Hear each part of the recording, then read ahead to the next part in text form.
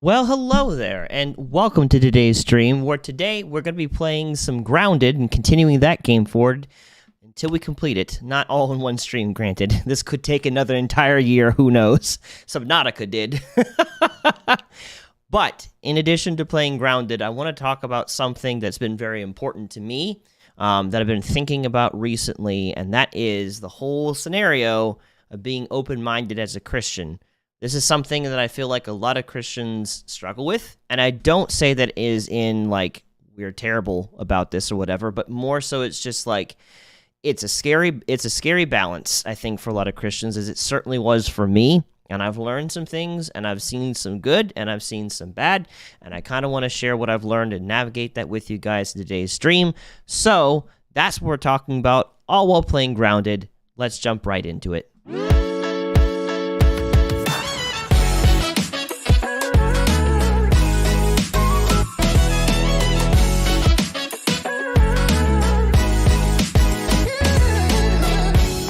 Well, welcome back to Thought Raid, a community about friends, gaming, and better ways of thinking. I'm Brandon, and today we're going to be talking about being open-minded as a Christian. This is something that's really important to me, and especially has been something that I've been thinking about today specifically, because this is something that I have had to deal with, both internally and externally. Many people have in the past called me closed-minded, and that's been a statement that I feel like has been unfair, honestly, but I get it, and I understand it, and at the same time, also, I have witnessed other people around me be closed-minded, both Christian and not Christian, and I think I'm taking this from a perspective of a Christian, but this could be applied beyond just Christianity, I think, to a lot of different things, because I think we're all at some level are probably going to deal with some form of closed-mindedness, and it's just something that I'm passionately wanting to fix or work on or re-examine, because I feel like the ability to be open-minded helps you improve as a Christian, and just as a human being in general. But the main focus, the main way I'm kind of going about this is from the direction of a Christian to Christians, because that is the only way I know how to do that, because I am one.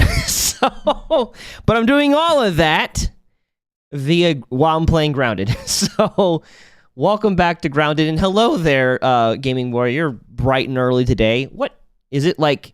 What time is it over there? Is it like 9 a.m.? No, it can't be 9. It's got to be earlier than. Is it earlier than 9 a.m.? How early of the day is it over there? I don't know if you're like 1 hour, 13 or 12 hours ahead of me or whatever out there in India. I have been grounded. Oh no. No, I mean, I guess yes and no. I'm playing Grounded. It's 6 a.m. Okay, so that would be 10 hours ahead of us. Okay, so you're 10 hours ahead from where you're currently at. Got it. In the previous playthrough of Grounded that we did last Monday, essentially it was just all about getting ourselves oriented with everything, which I have done now.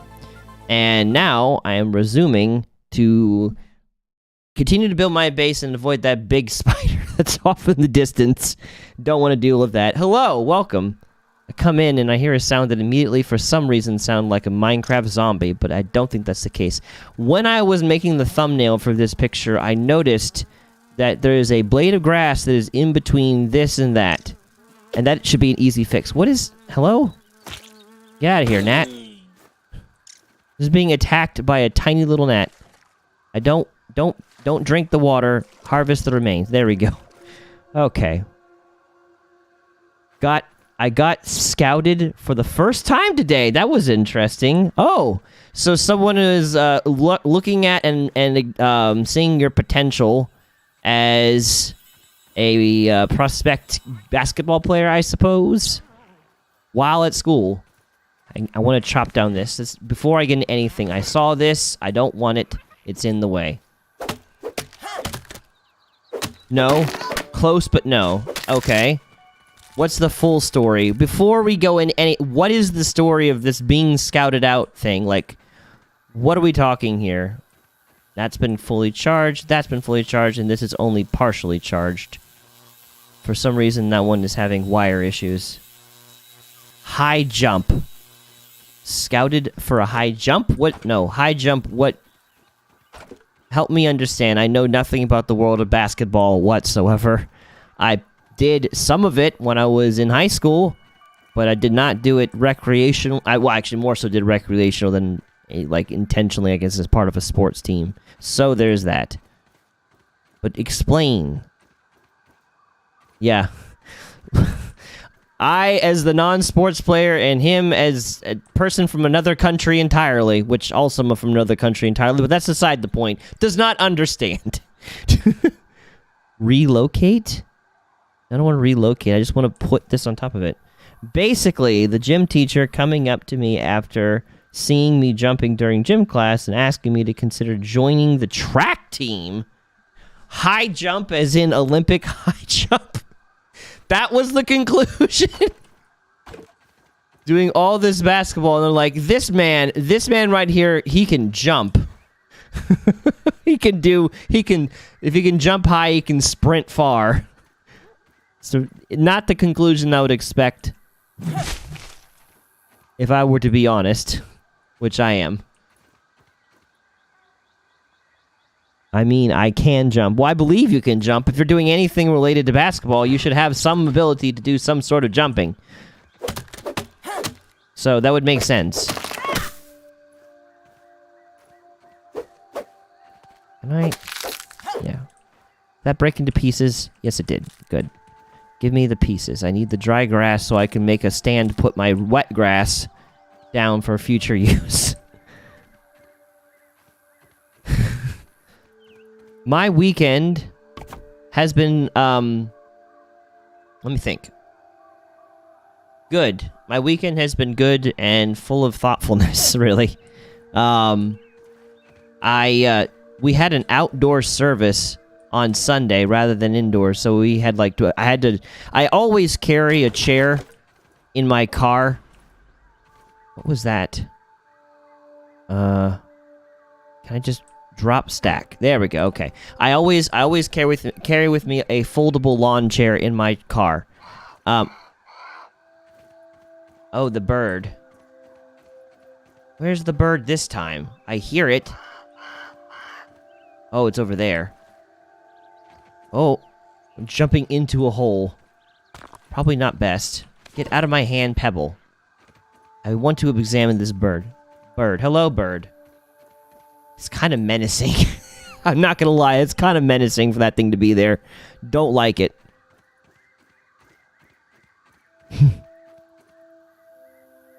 It's been pretty cool and comfy and happy too for during your holiday. Well, that's good. Good. Glad for that. I watched the drum video thing that you had given me, Gaming Warrior, and it was great. I told you in the text, but I'll say it again. It was very enjoyable. It felt like watching that video felt like watching some sort of Christian revival, ironically. It was really fun. Either that or like a high school thing too. One or the other, both. I don't know. But it was definitely joyful, and I really enjoyed it. A little tiny candle. It's so cute. I do not want to be out here at nighttime. Okay. At the same time, Weevil Shield. That could be useful to have. You can't really enjoy it on video. Well, I'm sure.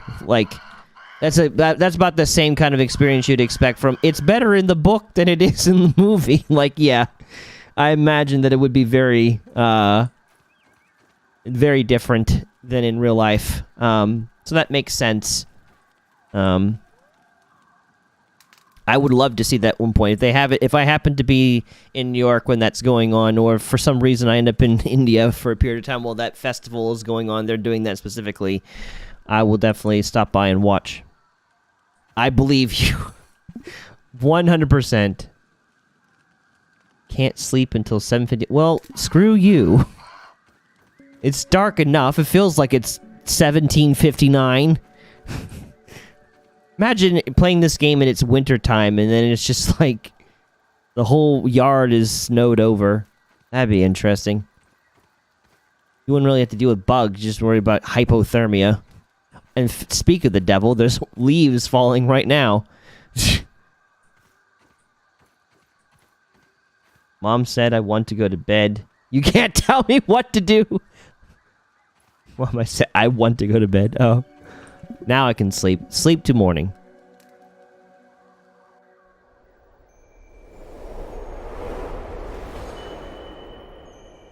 There's a thing over there.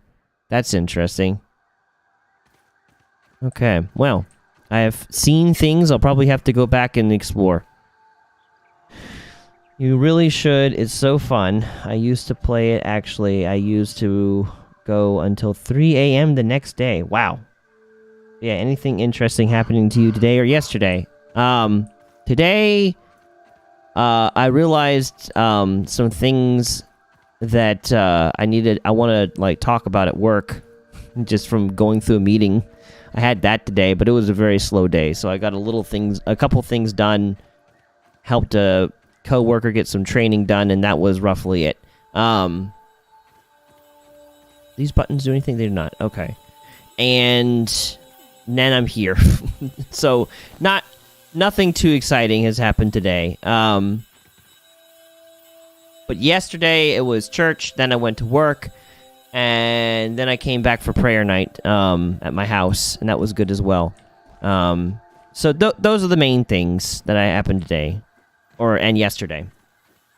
Do I remember that if you bleed your hands while playing, it was considered a blessing? Oh, while hitting the drum and everything real hard. Hello, Aunt. Goodbye, Aunt. Okay. I remember when I first playthrough, I wanted to desperately figure out how was I supposed to make flooring, because I have scaffolding and that's nice, but I don't have flooring and I don't know how to get flooring. Nor do I want to make that. Nope. See, scaffolding is great and all, but what I need is to not fall through the scaffolding, to actually have something to support myself with would be good. Anyways, we'll figure that out. That's not the main focus. The main focus today is the topic that we're going to go over. So, on the grass wall, it says 1/2. What does that mean? So, the grass wall, effectively... Oh, I can cook some things. Cook. Effectively... And the grass wall, you got a half wall, but that's not a floor. That's just a half wall. And you have like two different versions of it. One's finer cut and one's a little bit staggered. Then there's this thing that looks like I can swap variants. Oh, I can do one that's like a stem wall. Okay, I see what that means now. But again, no... I can make door, sturdy door, and door frame. And I don't really have that option here. So I don't have a way to make a floor just yet. Nope. Yep. And then I can cook that. And I need to find a water droplet, because boy, am I a thirsty boy. By the way, it's actually hard to dance the flag to play the drum. It's harder to dance the flag than play the drum. Wow. Yeah. Interesting. I guess that makes sense, considering that, like, with the drums, you're kind of stationary and just hitting the drum. But if you're doing the flag, there's a lot more moving around, so it's more physically intensive, I guess. That's my theory. Is that correct? Or is other reasons why it would be harder? Can you please drop? Nope. Which one is this connected to? This one. Drop it! It won't drop. I need a droplet of water. There we go. Come here, droplet of water. Don't go away. That was refreshing. Okay. Okay. Okay. So yeah. So focusing in. The main thing that I wanted to cover specifically was to talk about open-mindedness, and also to kind of figure what that kind of definitionally means, because, like, I feel like being open-minded can be, like, taken a bunch of different ways, and I want to avoid confusion of what that means. So I wanted to, of course, start with looking up what were potential definitions of being open-minded in the first place, of which I found some things. And but what I can't find is my mouse for some reason. Why can't I find my mouse? That's weird. Oh, I can find it there. Oh, there we go. I was like, I can find it here, but I can't find it there. So, definition of open-mindedness, according to the Cambridge Dictionary, is willing to consider ideas and opinions that are new or different to yours. That's one definition. I wanted to find another definition, so I went a little bit further. Another one coming out of the Oxford Languages, which I guess not quite the same as Cambridge, but whatever. Willingness to consider new ideas, unprejudiced. So then I was like, okay, what does unprejudiced or prejudice mean? Because I kind of know the word, but I don't know the word. And that is defined as preconceived opinion that is not based on reason or actual experience, harm or injury that results or may result from some action or judgment. Judgment or prejustice, I guess, are kind of the roots of that word. Prejudge is effectively prejudice. And so I wanted to say, so the open-mindedness that I'm thinking of, that I want to kind of set as the definition from here forward, is a general open-mindedness to just different ideas outside the ones you grew up with or you're used to. That's something that I feel like is very important when it comes to any person, regardless if that person is Christian or not. But like I said at the onset of today, I'm only going to really be able to cover this from a Christian perspective and from my own personal perspective. So this is not some kind of exhaustive research that I've done or anything. This is me sharing from my life experiences, what I've learned. Do with it what you will. And so I just want to have that context moving forward. A lot of the stuff that I do with Thought Raid, I want to be clear that this is things that I've kind of learned over the course of my life that's worked for me. And in some cases is also derived from the schooling that I've had, conversations that I've had with other people and the like. But I do not generally do deep, in-depth research. That is not something that is my strong suit, especially given the little amount of time that I have to also do Thought Raid and also work a full-time job, so it's kind of hard for me to do both. But it is simple for me to share my experiences, and that's what I'm doing. And so I always like to have that preface moving forward. So when I'm talking about open-mindedness, I'm talking about just the willingness to be open to other people's ways of perspective, what they believe, the willingness to hear what they have to say, and to believe that you may not have all the answers and could be wrong about the things you've been pretty certain of your entire life. That's the kind of definition that I'm working with when it comes to being open-minded, and it's kind of the approach I've taken. And I've taken it to different degrees over the course of my life. It's not always been just one thing. Sometimes I feel like I've been very open-minded, and other times it's been more rough, so I've kind of taken a step back and been cautious to my approach. But now, in my 30s, it feels like it's become a little bit more easier to be open-minded to things because I've had the opportunity to test people's beliefs on stuff for myself and see, does it work for me? Does it not work for me? That's a snail shell. Is that actually connected to a snail, or is that just a snail shell? Snail. It is just a shell. Okay, cool. Got distracted. Is that the one that's having issues? No, that's not the one that's having issues. Okay. Well, there's a path, and that's an ant. Cool. Somewhere also there be spiders, and I don't know where. I just know that I saw them kind of in this region here. Somewhere. Anyways. So being open-minded to things is something that's really important to me because it's helped me in a lot of different ways. It's helped me with getting smarter, which is a really beautiful sentence. It makes me smart. I feel like there's a lot of things that I would not be able to know or learn if I had remained closed-minded. And open-mindedness is also... What does that sound? Helped me when it comes to connecting with people that are difficult to connect with. That a lot of people have a hard time struggling to connect with. Yes, getting smart. Thank you. I get smart. Nat! Ooh. Or aphid, sorry. Let me take that and get this bottle, this little drip.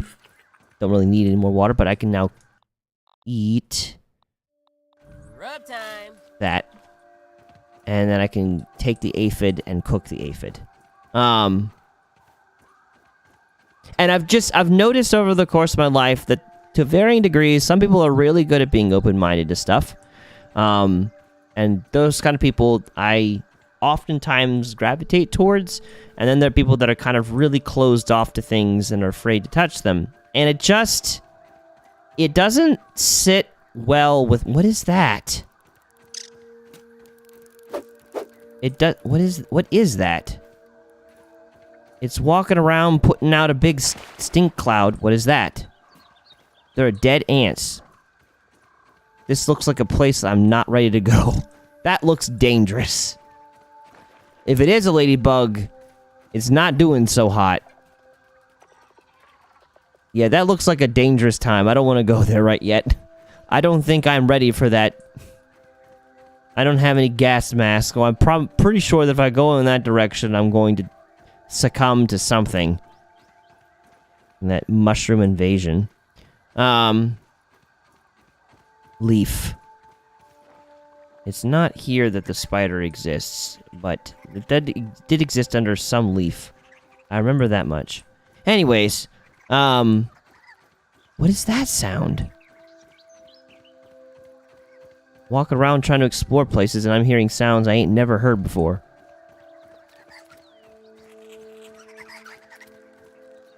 I see mites, and they're attacking... Okay, so they're just mites attacking a thing. Okay, cool. Someone get that poor dude a tissue. Get out of here, lawn mite. Come here. You both die. You both turn into food for me. Weevil meat and mite meat. Ah, this is the one that's having issues. Oh, okay.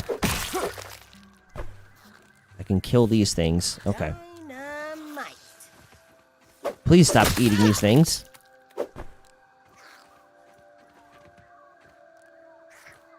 Can't see in there. I can't see.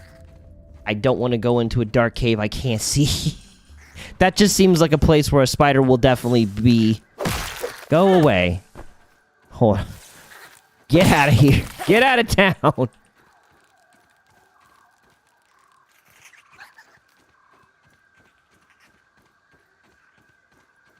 See, I'm locking up this. This could be a very bad idea. I should get this there. Yeah, in case I fall, I can at least gracefully fall down. Which I'm going to have to fall because there's nowhere left to go except down. I can't climb a vertical wire. That's not gonna work. Okay. 8. No. How does that work? Oh, I don't want to jump because I press 8. Do I just... Nope. Left shift. Oh, okay, cool. It's like very concerned that I'm just gonna jump and go splat because I cannot figure out how to properly use it. There we go, indeed. Okay. What is that sound? That is the sound of me being attacked by a mite. Goodbye, mite. I killed it with all of my might. Anyways. Thank you. Okay. I should take that. That'd be good to have that there. And this here. And there's one on the other side of that I can't reach. But I can when I fall. Cool. Anyways. You just make good food. Okay. Anyways, okay. Focus. So... anything that I can research? I can research a weevil head. Analyze. Science. Gas mask. Oh, that's going to be useful. Just after witnessing that gas blaze. That's going to be useful for me to have. Cool. But it still does not help me when it comes to finding a floor. I still don't know how to make a floor. Rip. Rip me. Unless... hold on. Is that part of, like, further research? It's level 7. Okay. Not really. So I don't see any evidence of that. I just have to find that somehow. Can't do anything with that. It's offline. That's not gonna help me. Okay. Anyways. Yes, thank you. Thank you. I'm gonna get to my house so it'd be less distracted. So, yeah. Like I said, I found people at various degrees in open-mindedness, and I tend to gravitate towards those who have more open-mindedness. Not to say people are, like, perfectly open-minded, because I think there's definitely a balance. I feel like there's a form of open-mindedness that you're so open-minded that you don't really... it's toxic because you don't really have your own real beliefs. You have no solid foundation because everything is right, and I don't think that's healthy. But at the same time, there's the other ditch of pridefulness and stubbornness, where it's just like, I'm never going to believe this to be okay. And I don't think that's wise either. I think there is some kind of balance between those two things. But I think I've seen more struggles with open-mindedness in the two camps of Christianity and atheism. Specifically, people that choose to believe that there is no God, or people that believe in the one true God. I feel like there's just a lot of closed-mindedness within those two places, because in order to be in those places, there's a lot of faith that you have to step out in. I think open-mindedness isn't just accepting everything that comes up. I think it's a reasoning instead of just straight denial. Yes. Yeah. And so I think that's why... but I think there's just, like, that being said, I think there's just extra amounts of closed-mindedness between those two spaces, because to believe that there is no God, that takes faith, because there's a lot of things that are well organized and way too well, like, precisely, like, I don't know, just a lot of things working together that are way too convenient to say that there absolutely is no evidence of a God. There's weird coincidences that tend to happen, miraculous things that go on, and experiences you just can't rationally explain, to just say with absolute confidence that there is no God.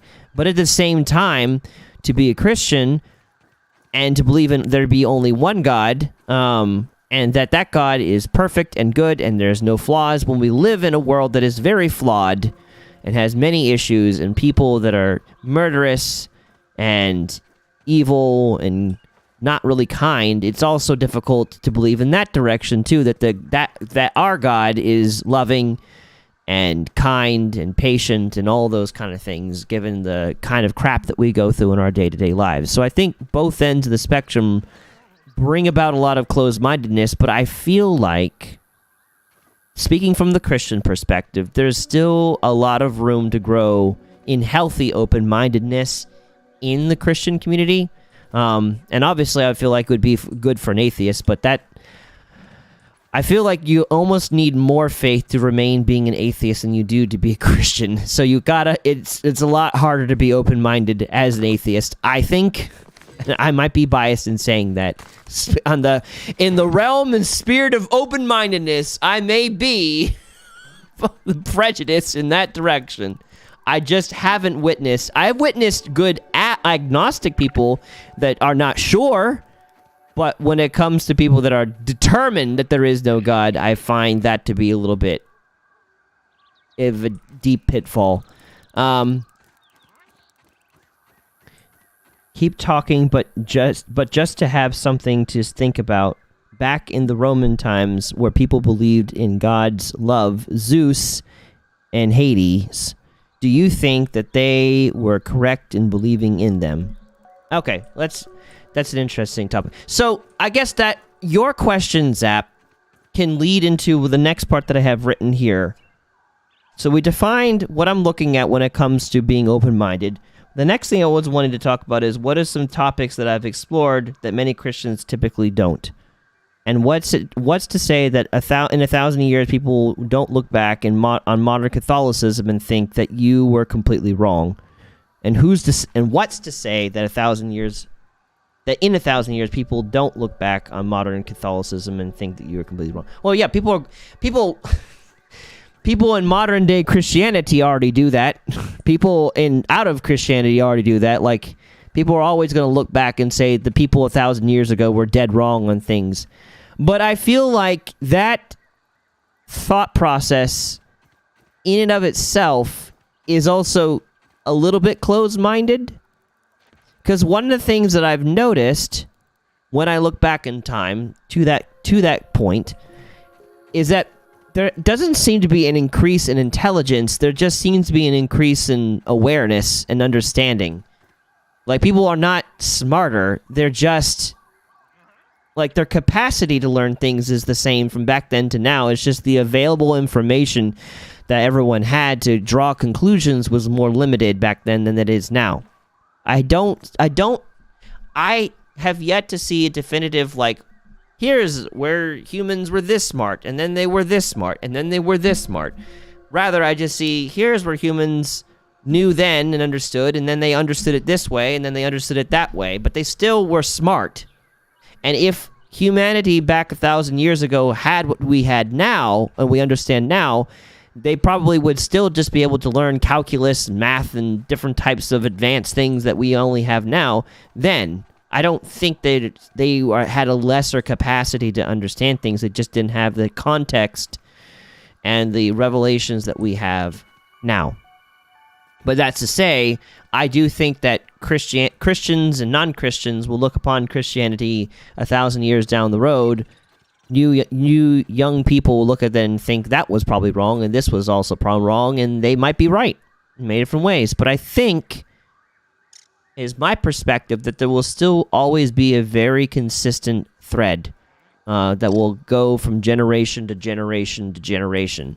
And that's one of the things that I've witnessed just in general from the past several thousand years of Christianity being in existence, period.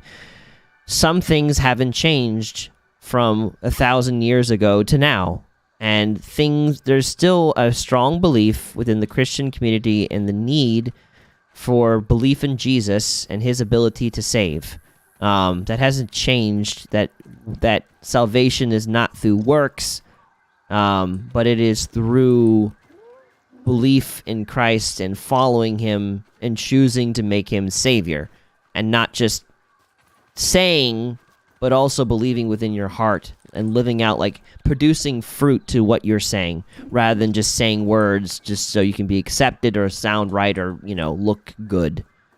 That's really remained consistent. I think it's part of the Nicene Creed is what it's called, and that's been in existence for well over a millennia. Starting during the Roman Empire and still continuing today.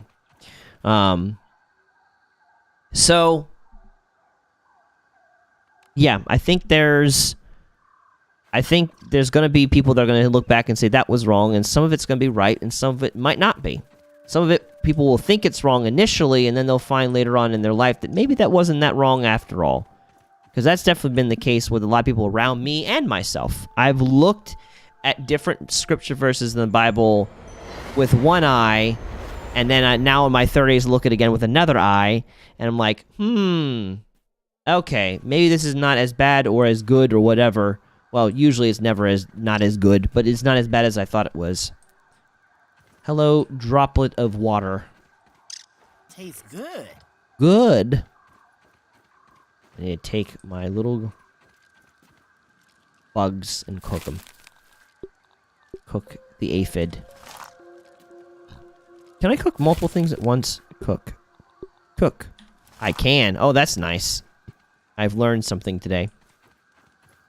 So, the next thing I wanted to talk about is the things that I've explored. Some things that I've noticed that a lot of Christians around me have a hard time exploring and are kind of either afraid to touch or whatever. And I felt like I would share that and just kind of share what I've learned in the process. Why I've kind of come to some of the conclusions that I have. And there's one more. Take all. There we go. And eat some of it. Eat. Nope. That's not eating. That... Where? Okay. Can I eat? Consume. Chow down. There we go. Okay, cool. So, talking about first what you were talking about, Zap.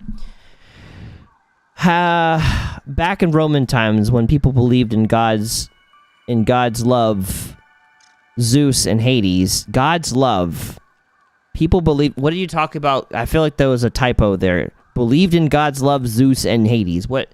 God's love, comma? I meant like, not love.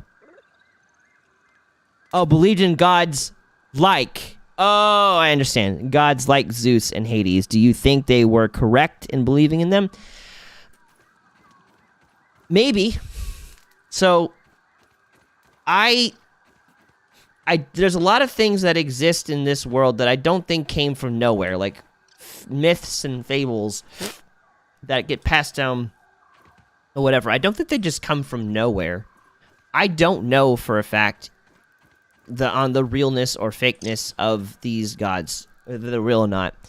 But what I do know is that there are angels and demons, or at least I'm very confident that there are. And it would not be surprising to me if there's not other spiritual beings besides just God, like the existence of Zeus, the existence of Hades, the existence of, like, thinking about just what few things I've heard through Gaming Warrior talking about the god of death, and how some Hindus worship the god of death for whatever various reasons that they do.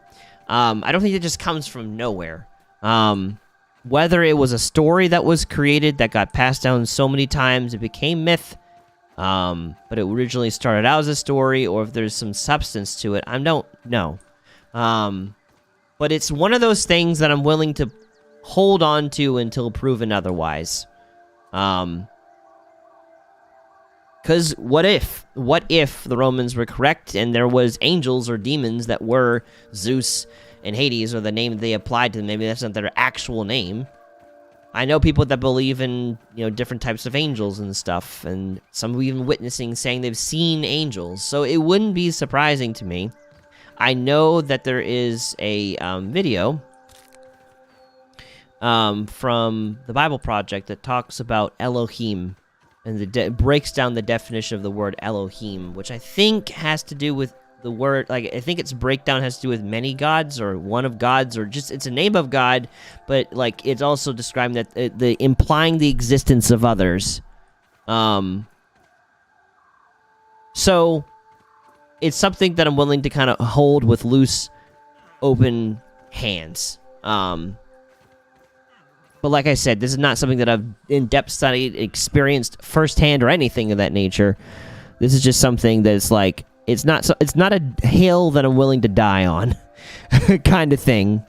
And I think it's important to have some things like that you kind of hold loosely, because I feel like by holding things loosely and being willing to be open to certain things, one, it helps bring down people's guards, so that they can be more open and comfortable with you to talk about things that they may otherwise not talk around other people, because other people do not handle it well. And two, because of that, it would open the door to help them see things from your perspective, because if they can have their perspective, you can also have yours. Most people can be like that. Not everyone is like that, but a good deal of people, as long as they feel safe to have what they believe, they're willing and open to have other people to believe, have their own perspectives. And I feel like that's the best way to be there for people, is to be willing to listen to their perspectives. May not necessarily agree with them, obviously, because some people do get off way on a weird tangent that's not healthy, and to agree with them and to placate them could do them harm. But if it's not something severe like that and it's not resulting in anyone's harm, sometimes the only thing people need to come to know Christ is just to have someone to listen to their weird ideas and to be willing to consider them. And holding that space for people, I don't really think is an actual threat to the faith. I find that my open-mindedness that I do have has not detracted from my own faith in God. If anything, it's kind of helped me understand why people believe as they do, because that's another thing. I think open-mindedness helps open the door to...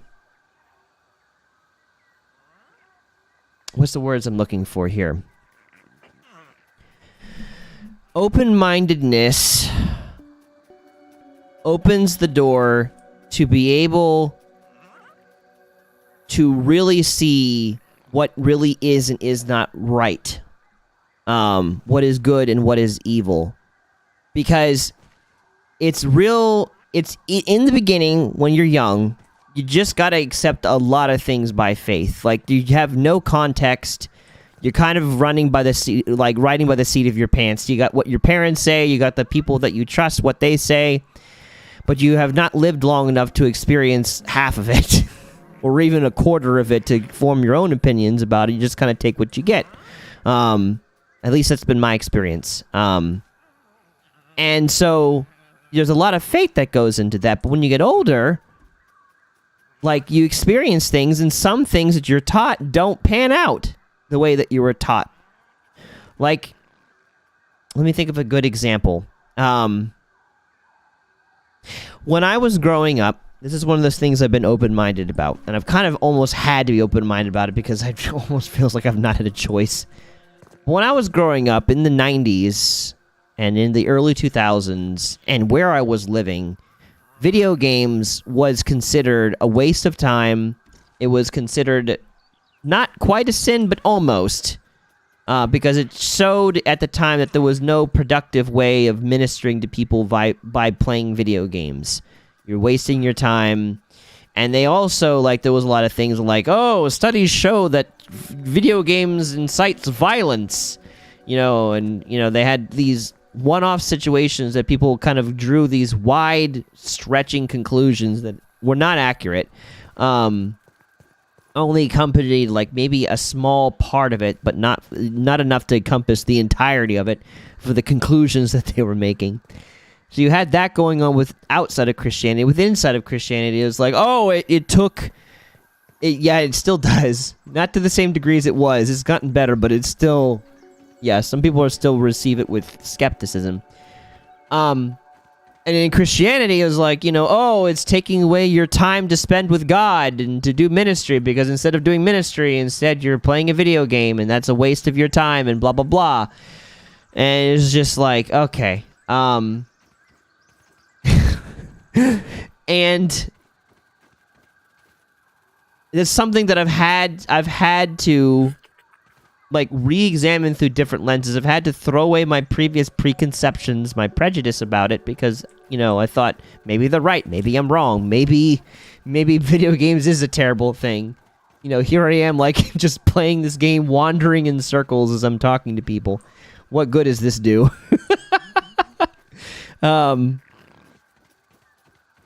And I'm trying to remember how I got on this tangent. Help me out here. Why did I get on this tangent? I know there's a reason.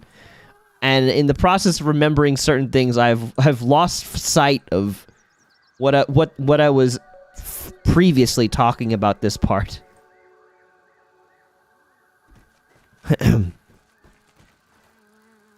So obviously the main gist is open-mindedness in the church and whatnot, but don't even... Oh, crap! You really got lost and took me with you. Sorry. I forgot the point in why I was going down that tangent. Oh well. God, if you remind me, I'll say it. Not, oh well. But yeah, no, I've seen... I do have a map, but I went off on a tangent that I had to pay out for, and I forgot what it was. Because I got on there, I just remember what it was you brought up previously. Or not what you brought previously, but specifically, like... Oh, there was like one idea was on that I swung to another that connected to it. Whatever. Anyways... I remember on this journey of growing in open-mindedness and everything, it started kind of with video games. Because I remember that was something that was just considered, in some situations, I remember it was considered. And this is why we have the rewind feature. Perfect. That'll help. Hello, little ant. I did not want to bother the ant. Because if I don't know if I kill one, then the whole colony will come after me, and that'd be bad. Anyways. So... Oh, but I would need a torch. Okay, let's do that. I can focus on that. We'll do that first. I'm running after sap, and I'm looking for my house. There it is.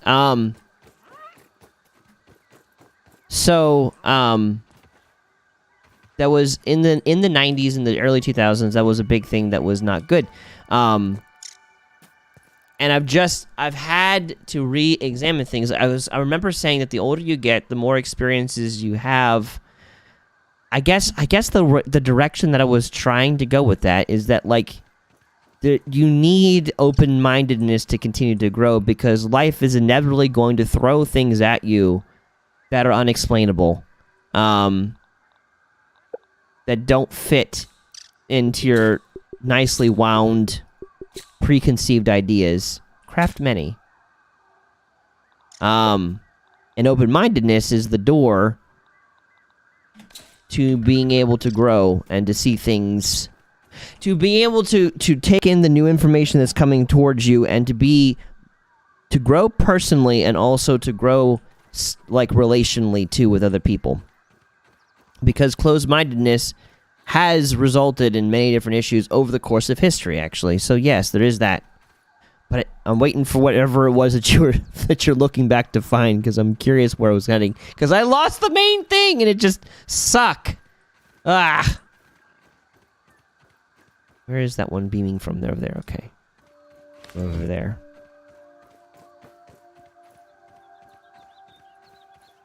What is this? Is that weed? It looks like a weed, or that it looks like a stem of a sapling. Over here. It's no lemon crime, but it's better than nothing. Why do you need lemon crime? Flash.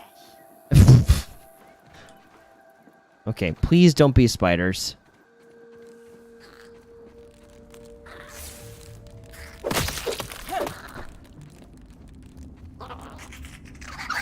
Okay.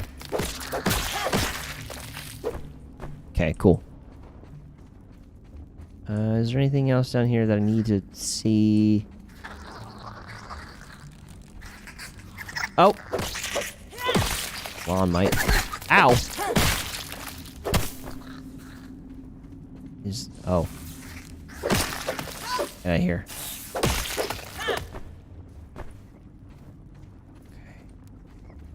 Slime mold. Oh, I can take that and I can do a science with that.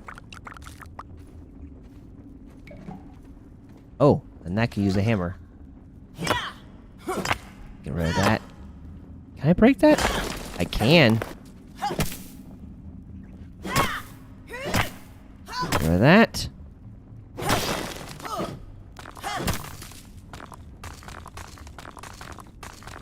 That's a lot of rocks I'm carrying. What the heck? It's something burrowing under there? I don't like that. What is this? Sturdy marble.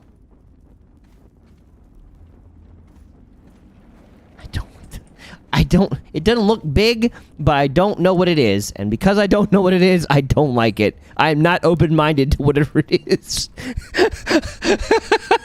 That is one whole screw that. Speaking of all that. Oh, help. Get me out of here. I don't want to run into a spider. Desperately I do not want the spider. No. The spider is not good for business, no. Okay, Crow. Okay, let me see what this did now that I fixed it, and then we'll resume.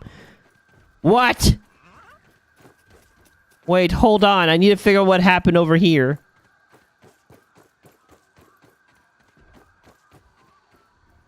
What does that sound, too? It sounds like a golem.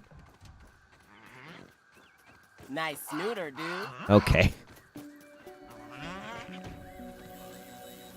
Activate.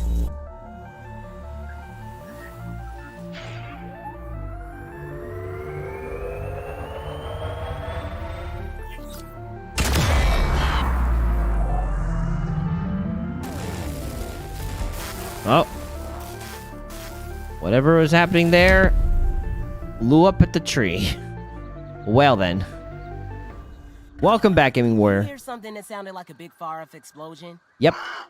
Also, there's a big far-off crow. Investigate oak tree. That's where I'll have to go next. Okay. Cool. At least we know we need to head next. Okay. But we're not going to deal with that right now. First, we're going to go back over here and do a science. That's right. I need to do a science. Because I have found something new that I can analyze. This. Analyze. Slime mold torch. That probably has a longer lifespan. That's it? Okay, I guess that's all I can do a science with today. Cool.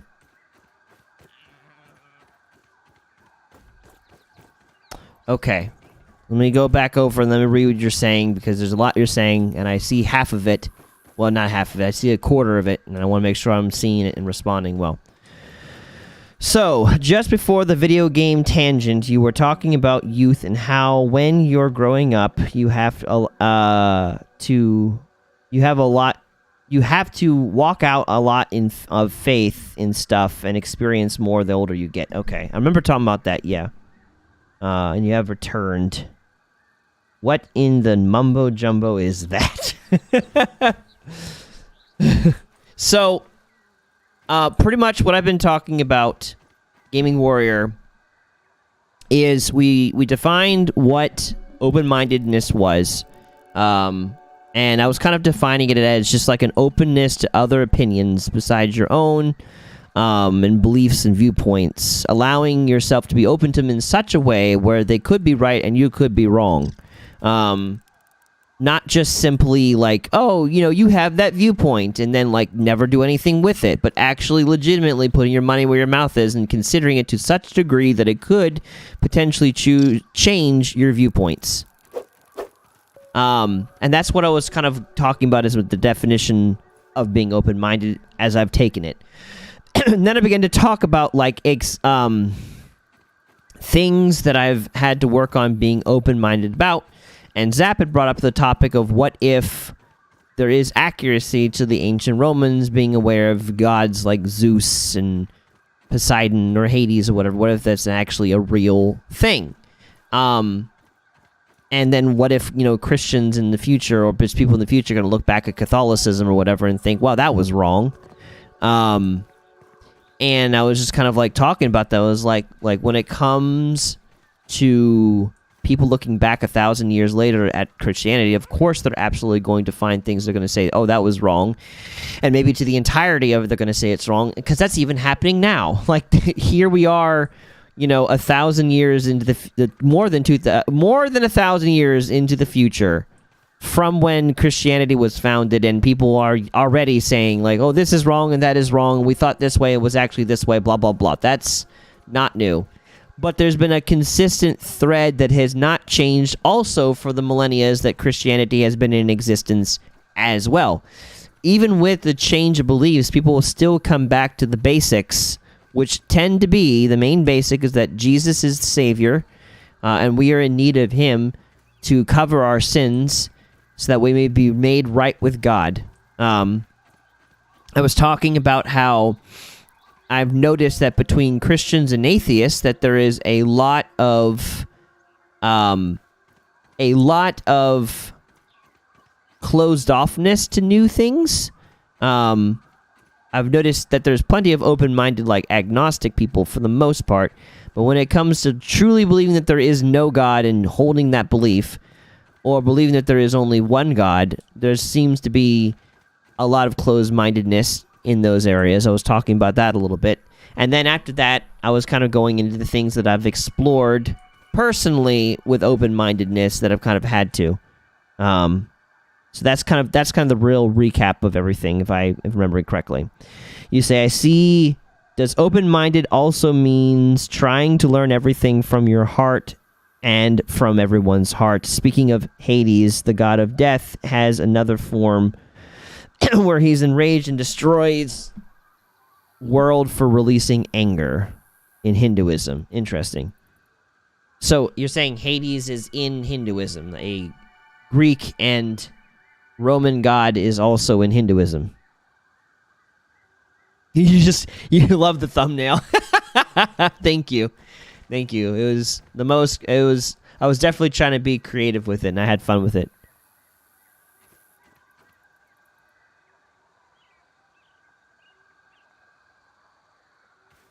Oh, speaking of Hades. Okay, got it. Now, I got the context. We're on page.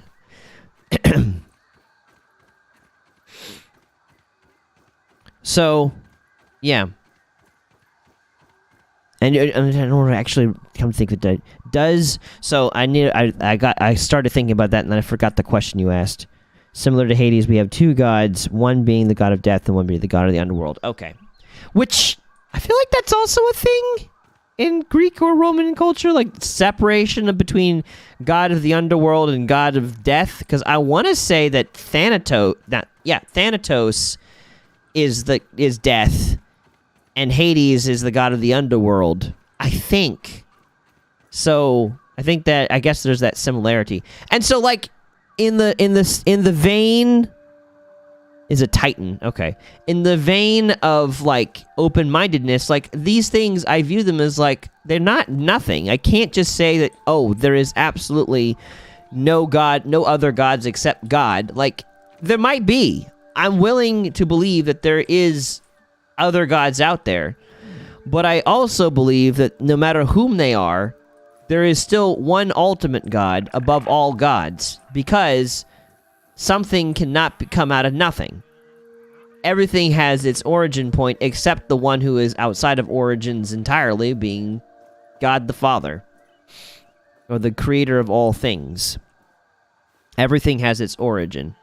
If we are to believe in, for instance, the Kardashev scale, the theoretical possibility for a civilization to control harness all the energy of their planet, solar system, galaxy, and the universe, thus transcending death and coming up with ways to kind of work through all of that, then where do they come from?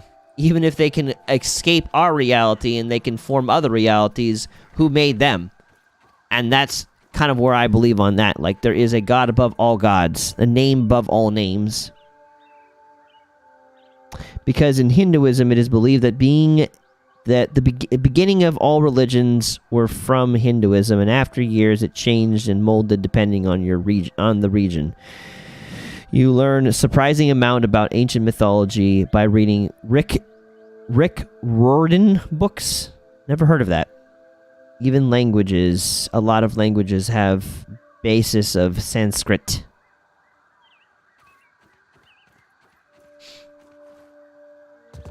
It's theoretically possible.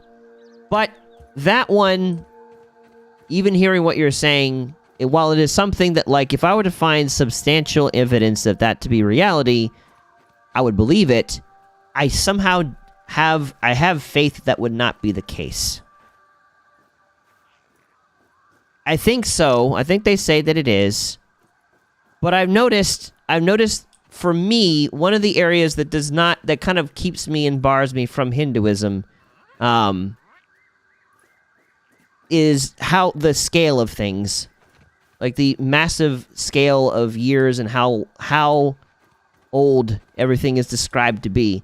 I have no way of verifying it's how, not just with that, but also with evolution and anything else in a large, long time scale. It's believable. It's possible. I can theorize that that is correct, but I've not experienced it firsthand, and the scales of it, I find a hard time believing that.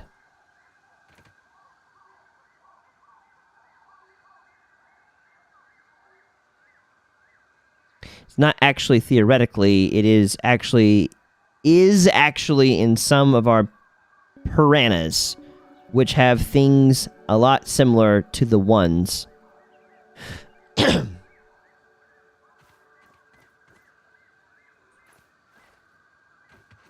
Probably because it's 5,000 years old. The Sanskrit is 5,000 years old, or what specifically is 5,000 years old? Also, I don't know what's going to start roaming around at nighttime.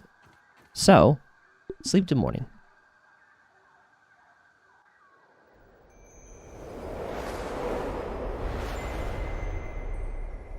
The whole religion is 5,000 years old. Okay. For some reason, I've heard it being older than that. And I guess that's the thing that constantly conflicts me about Hinduism, is its age. And, like, a lot of claims to age with it. And not just it, but also, like, how old, like, certain, like,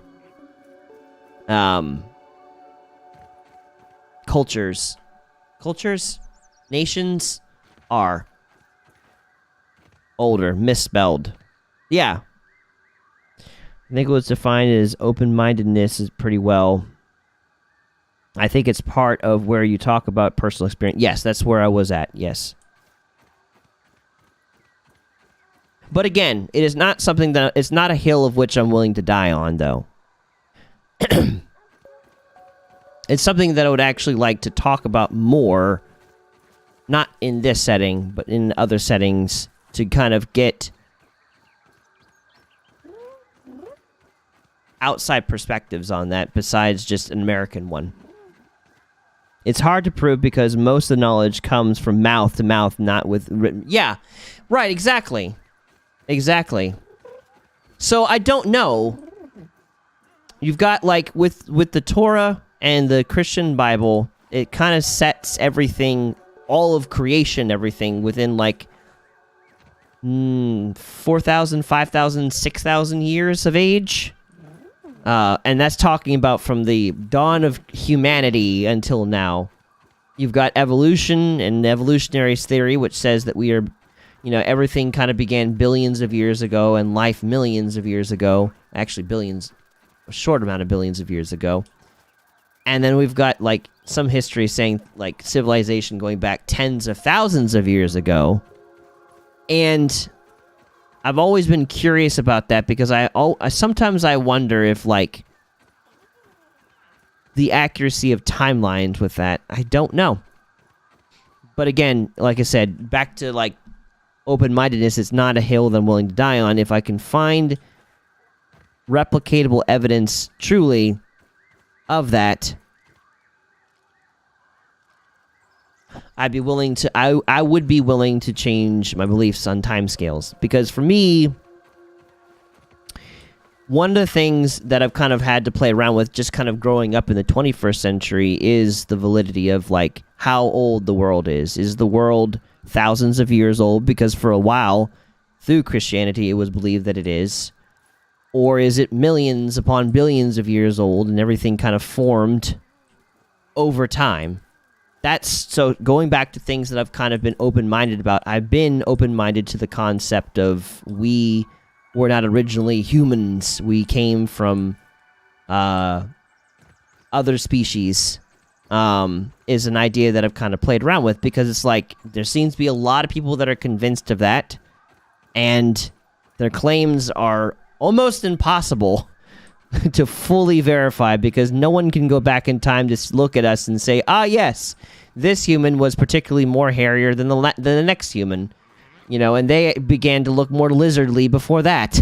Like, no one can physically do that. We're making conjecture from carbon dating and looking at the transitions from fossil to fossil. But it doesn't completely shipwreck my faith, though, because if it were to exist, then as a Christian, it can still be said that, like, what would motivate a single-cell organism to become, like, desirous to rely on other organisms if it's already complete and can accomplish everything by its single-cell organistic self? Or what governed certain chemicals to come together to form the microorganism in the first place? And what caused those atoms to particularly form as they did to give you the basis blocks of everything? Like, I could still see the hand of God in all of that. For all that to work just right, that a carbon-based life form can exist on a planet that is millions of miles away from its sun, and not burnt to a crisp or completely useless for life. Like, all of these things are just a bit too coincidental for me.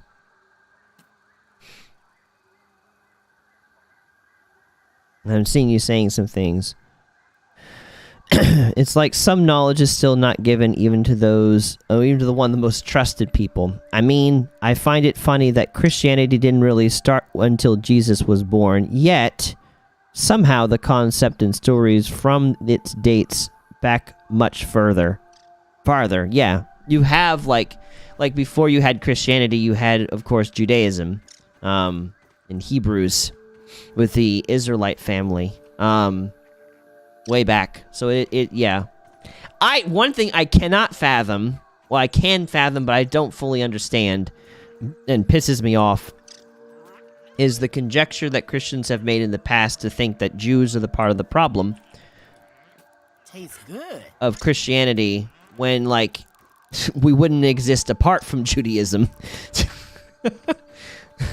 And that, like, there's literally scripture verses within our Bible, unless you want to rip it out of the Bible, that's, like, to the Jew first and then to the Gentile. And, like, God's, like, Jesus coming specifically for the Jews. How did we justify killing Jews in the process? Tell me how. That frustrates me at times. A side note, I'm glad that there is a lot of people that are against anti-Semitism and racism in general. But that's a bit wild to me. Something similar to that. There are some places here in India where science just doesn't work, and certain things in science can't explain. It's really fascinating. That's interesting. Yeah, we have something similar to that. I think that was the mustaches man's idea. What? You talking about? Which mustache? We talking about the mustache of Mussolini? Or are we talking about the mustache of Hitler? Oh, aphid stuck. Aphid now become food. Also, speaking of food, consume. Just like a fruit pounder. Like a fruit what? Need to light and cook. Cook. On a spit. Yeah. Funny Austrian mustache man, except not very... Yeah, exactly. Not funny indeed. That frustrates... It frustrates me also that there still exists anti-Semitism within Christianity. Like, how do you justify these things? That's not what the focus is of Thought Ray today, but I'm thinking about it by proxy. Come here, you little aphid. Consume. I did not consume. I just put it in my pocket. Let me eat the one that's already on its way. Consume. There we go. So, I've worked through that. Another thing that I've kind of like, oh, wait. Before I go to that, you had mentioned, I don't want to forget this. I almost forgot. You had a question a while back, Gaming Warrior. Let's see. I see, does open-mindedness also means trying to learn everything from your heart and from everyone's heart? Can you please expound on that a little bit? What exactly are you asking? Because in some senses that makes sense what you're saying. In other senses, I'm a little confused. And let me see what you're saying. But to think about this for a second, and I'm not supporting or denying any ideas or anything, but in the modern Bible, I believe homosexuality is still a sin. Yes, it still is.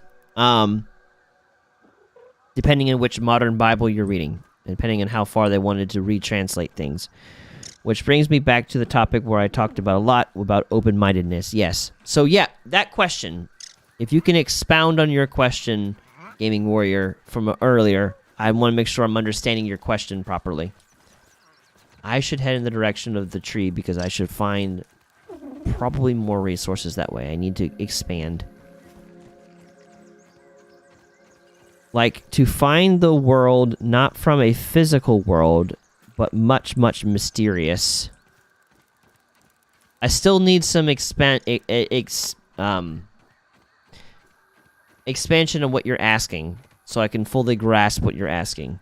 Because I kinda get where you're going, but I want to make sure I really know that I know where you're going with that.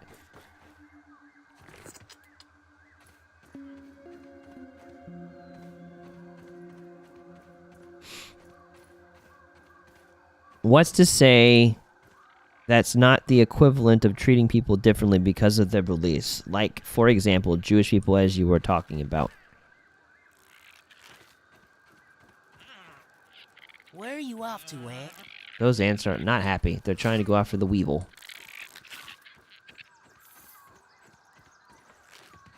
That's a spider. That is a 8-legged nope insect. And it's still within close proximity to me. Don't want it. Do not want. No, thank you. Or in simple words, to find the void of spiritual world.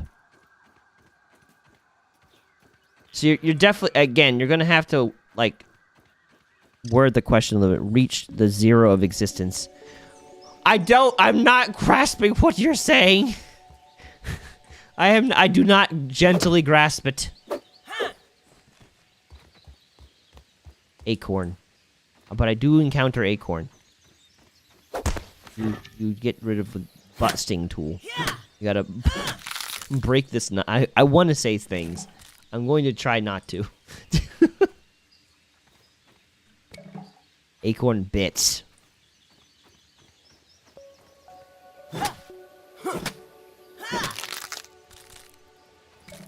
Acorn top. That would not give me its bits. It just gave me the top.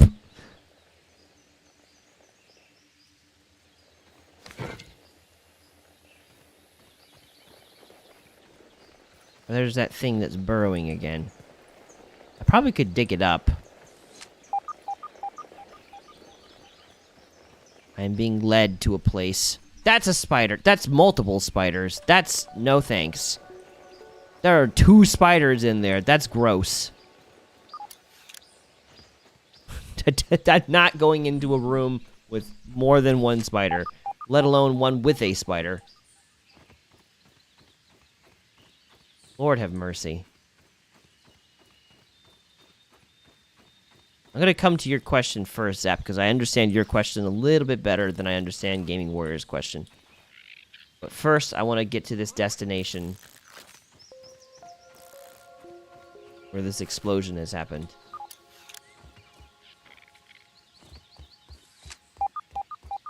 Okay.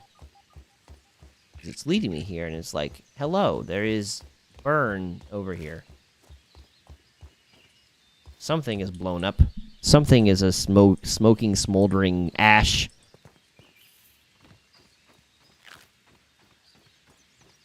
Please, Jesus in heaven, may there not be Nope, there's a spider. Frick! There's spiders over here. Oh. Okay, but there is this.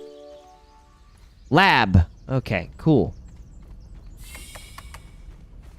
This lab has seen better days.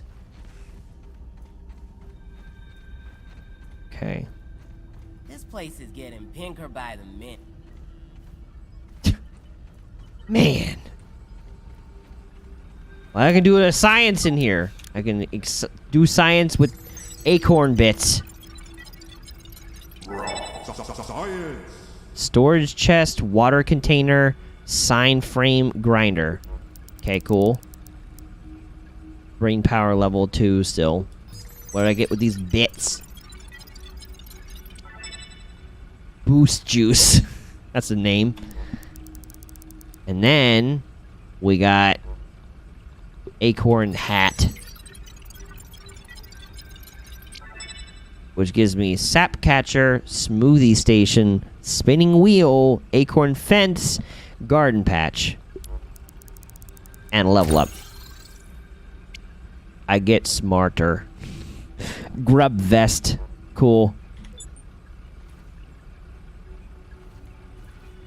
Raw science. Covalent space reduction, but not just space. Quarks, bosons, containment, and cool. Can it be cooked? Which dimension? Where? Interesting. These questions. Ooh, raw science. I have isolated the source of the particle irregularities. They appear to be a byproduct of the shrinking process. If I adjust the machine to account for their existence, it should be the key to the de-shrinking, expanding process. Virgil, please bring up the readings for the irregular covalent SNPI 42Z particle traces. Ugh, that name is going to get tiresome. And while you're at it, rename all references to the irregular covalent SNPI 42Z particle to raw science. Order received. Raw science identified. Does it require cooking, flipping, or grilling? No, none of those. Categorization. That answer is not permitted, according to health code standards governing the handling of raw food items. Okay, so it was a big name and they renamed it to raw science. Cool. That's now activated. Let me stop here for a second and read what you guys are saying. Open-mindedness in this context is basically just not denying everything that comes to you, but instead reasoning with it and coming to a proper conclusion. Like you have you truly meditated to seek your inner self that isn't possible in your normal life? For example, being open-minded about Hinduism is basically, instead of just saying, nope, I'm a Christian, I don't believe in that, it's not real, ask yourself, why isn't it real? If that makes any sense. A universe where each and every one of us is in an atom. Wow, did I just go to quantum physics? Yeah, close enough, Zap. I mean, I've wondered about that. Sometimes I have legitimately wondered, thinking about that, like, is Earth like an atom of a greater substructure? Because there's a Bible verse that says we are a part of the body of Christ. And I've seen pictures of people zooming out and looking at, like, the superstructure of the universe. It very much so looks like neurons connecting in a certain pathway. It's almost like I feel like we're, like, in the mind of Christ or in the mind of God, just looking at that. I don't know that to be the case, but it would make sense. Just thinking about that. Basically, just in an atom in a grand scheme of things. I mean, yeah, the little blue marble, they've called it. For a second, I thought that was a 6, and I thought it was 666, but nope, that's not a 6. So, I'm still not quite sure what exactly it is you're asking previously, Gaming Warrior. But, like, searching for the inner self type of thing, like, that is a concept I've heard about, but I do not understand what is being asked. But I would like to be able to answer that as soon as I do understand. So if you can continue to work on that question, I will try to answer it once I understand what is being asked in the first place. Because I almost get it, but still quite a little bit outside my grasp. And you were saying that, is the Bible saying that there is, but just to think about it for a second, and I'm not supporting or denying any ideas or anything, but in the modern Bible, I believe homosexuality is still a sin. No, correct, essentially. What's that to say that that's not the equivalent of treating people differently just because of their beliefs? Like, for example, Jewish people, as you were talking about. That's something that, like, and thinking about that, from my experience, it can be utilized. People can and have utilized what the Bible specifically says regarding homosexuality as a method to reject people and to be unloving and unkind to them. But from my own experiences with it, the things that I've personally had to go through, I recognize now, I don't think that's so much of it should not be used in the context of rejecting people, but just in a way of warning people that this is not a healthy way of living. This is a way of living that will result in death. Because the Bible talks about not just homosexuality, but many different forms of sexual sins that is resulted as a sin against the body that harms you. Like, other sins are outside the body, but that one harms the body. So it's called a sin because it is not good or healthy for a person, for a society, whatever. I know that a society has labeled it as just a life choice, and in some cases, yes, that's true, but it's not like, just like choosing to drink a lot of alcohol is also a life choice. No one would condone that either, of being alcoholic or being a drug addict or being a compulsive liar or a lot of other things. So thinking about that. But it can be, closed-mindedness can prevent a person from hearing what people who are struggling with homosexuality, like, from properly hearing them and kind of working with them and figuring out right from wrong. Because, like, okay, I think maybe I'm kind of getting close to what I was originally trying to talk about before I lost the tangent. Open-mindedness has been very helpful for me when it comes to navigating between why something is wrong or called wrong and, like, what is actually wrong and what people just say is wrong because it didn't go well for them, specifically. Because, like, when you stop and you listen to another person's perspective, what they're bringing from their own life experiences most of the time, people don't just go down different paths because they're being arbitrary about it. There's always half-truths in why a person goes in a particular direction. And sometimes it's half-truth, sometimes it's the whole truth, but rarely is it just a full lie. And so, like, if you are not open to other perspectives, you will not be able to... It'll be a lot harder to listen to somebody truly in such a way that you'll be able to hear what they're saying and be able to separate the good and why they went in that direction from the bad that's harming them. And it also becomes, without open-mindedness, it could be hard to separate a person's value from their actions. Because there is a separation from those two things. I think people look at a person's actions and say that person is a evil person because they did this. But we've all done things that are not good, to just willy-nilly making that sort of conjecture.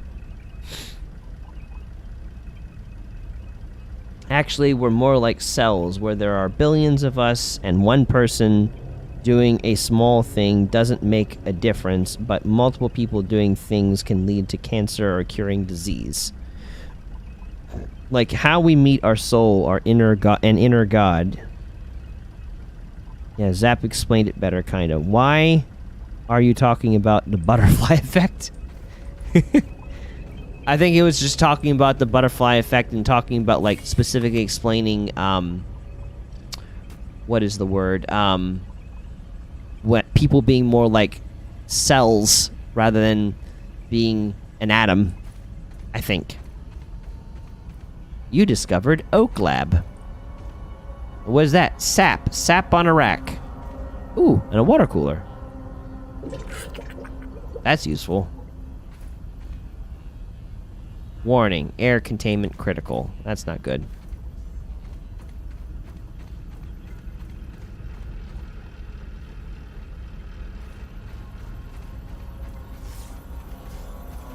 Nope, that's a biometric scanner I don't have the handprint for. Ooh. Embiggen test. Non-organic. Date. 1981. Time. 7:31 a.m. Cell volume.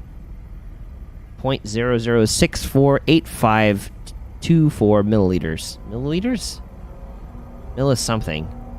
Raw science power. 76.5. Subject. A box of SCAB devices.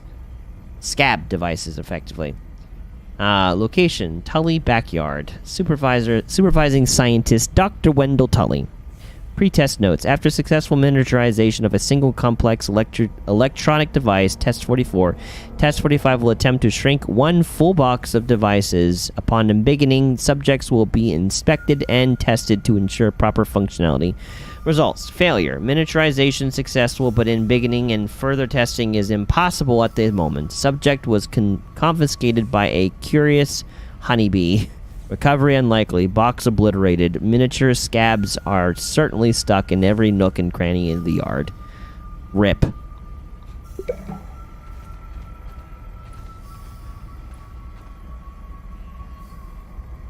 Hello. You did indeed. I haven't seen you in years. It's been a hot minute. Yep. You were there and I was there too. Help Burgle. Where's Burgle? Burgle's right there. Help him. Get up, Burgle. System reboot in progress. Thanks for the helping hand. I am Burgle, acting science manager for this project. I am also a robot. I am sure this all must be very disorienting for you, but hopefully I can explain. Okay, please. I suspect you were miniaturized by Dr. Tully's spacer device. Sure. Why are you here in the yard? I do not know. In fact, I cannot seem to recall much of anything. Oh, that sucks. A recent power surge has caused a massive raw science containment explosion. This lab, as you can see, is a disaster. RIP. And what's worse, the explosion has disrupted my computing power. My memory banks are corrupted. Oh, well, Sorry RIP. to pile on the bad news, my new friend. How can I be of service?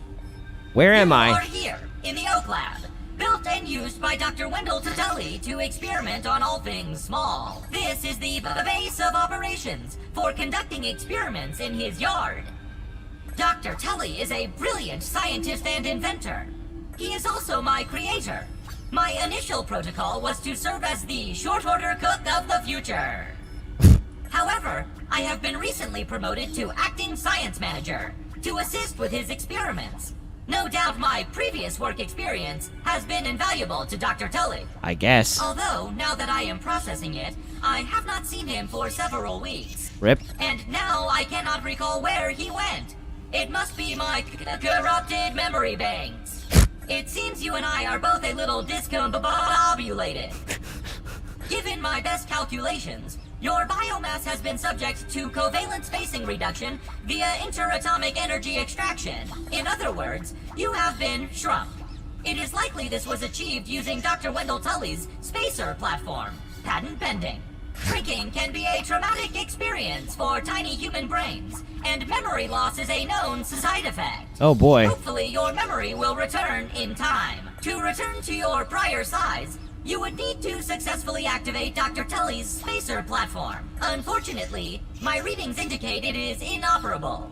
It appears to have suffered several malfunctions from the explosion. RIP. I am sorry, but it appears you may be stranded here for some time until we find a solution. Haha! That is a great idea. Let me run a full diagnostic scan on it and see what we need to do to get it fixed up. Processing! Processing! Memory fault. Code 408B3000. Ominent OS script runtime error. Oh boy. Arg! I am sorry again. It appears I have sustained more damage to my memory chips than expected. Oh. Without those memories, I do not know how to repair the spacer.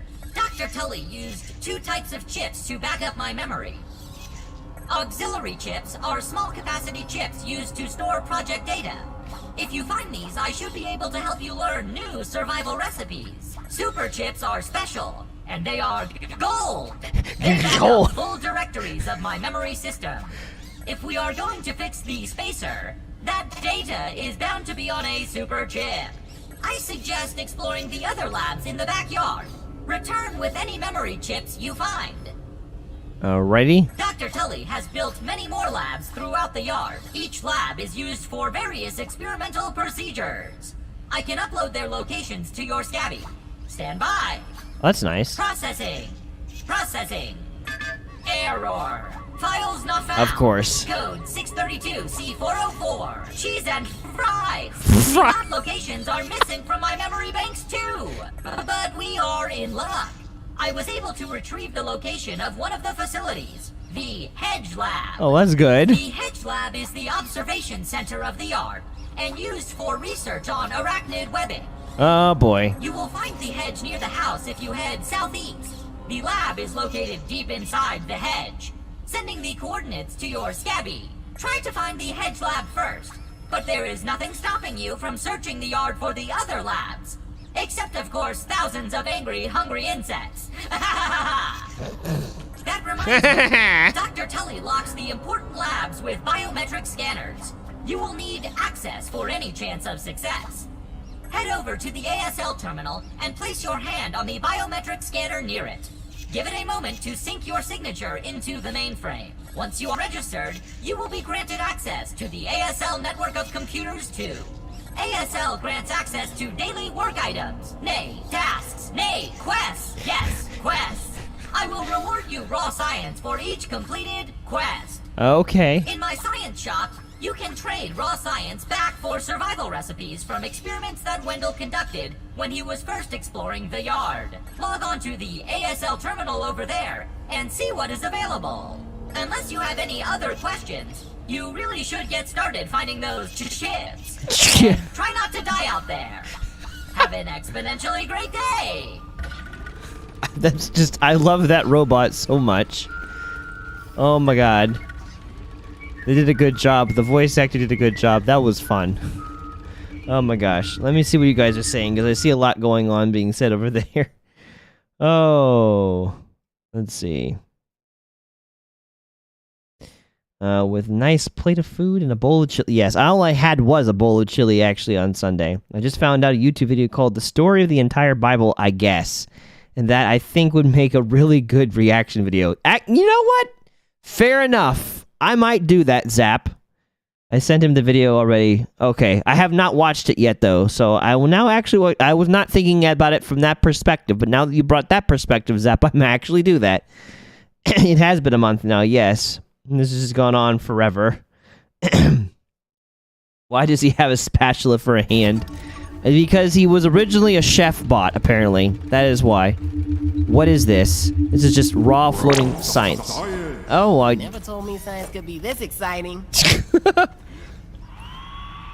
Some random kids, alright. And then this. One success after another! I have returned Burgle to his original size! Oh, good. It appears that my new raw science containment field is working at 99% effectiveness. 98.5%. Right, Burgle, right. However, as Burgle indicates, there is some minor, insignificant raw science leakage. A note for another time. Noted. But I see no reason to put off a human trial. I believe there should be no issues. But audentes fortuna juvat. I am ready to prove my creation's full potential. End recording. Burgle, I'd like to record some messages for my family, in case things do not go as planned. Which we will not know for now, I guess. My hand scanned. And boop. I now have the shop. Good. Maybe this is where I can find flooring. Super duper? Or Scar's duper disc. Okay. Interesting. Locate ascent. Hedge ascent. Okay, but first, let me do a science, because I picked up something new that I think I can study. Yep. Research that. Science. It is just science. Rip.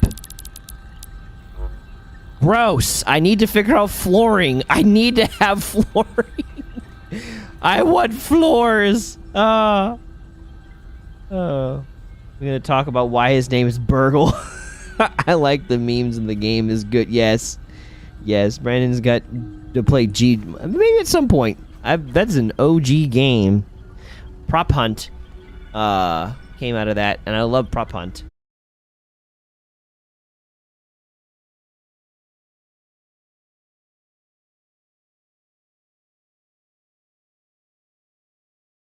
Talk about, as kind of like a closing thing, two things. One would be how I navigate open-mindedness, like being open-minded about things.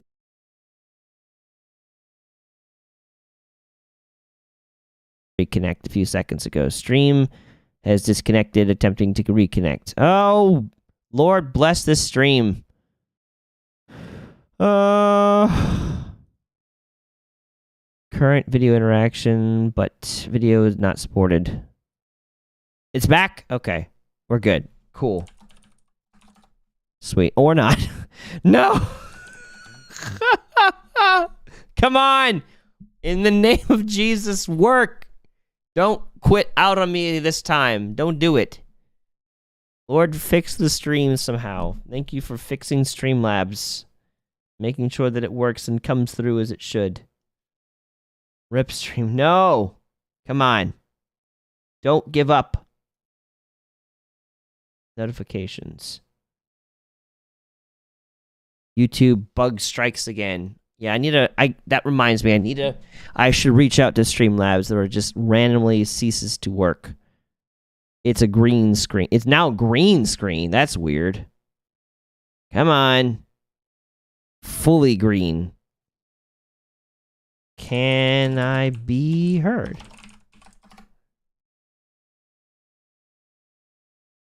So is that working? What's going on here? Okay, so I can be heard, but I can't be seen.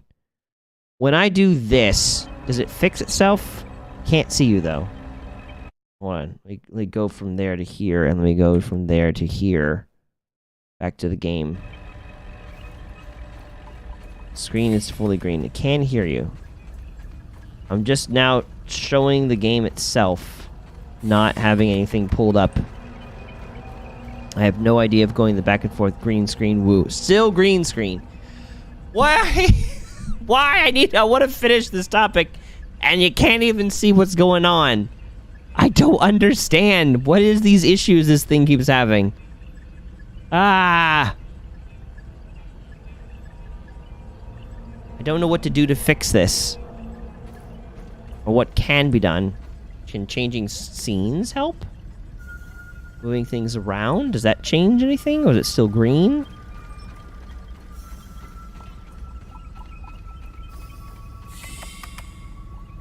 Sent you a pic on DC. Okay. Okay, let me see here.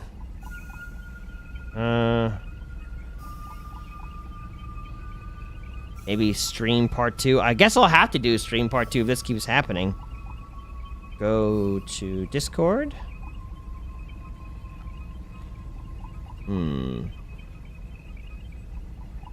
Work. I see. So it literally is a green screen. So it's receiving audio, apparently. It's getting that, but it's not getting the video. Like, let me just move it around to different scenes here. Until eventually, maybe, it'll come back. Always still just green screen.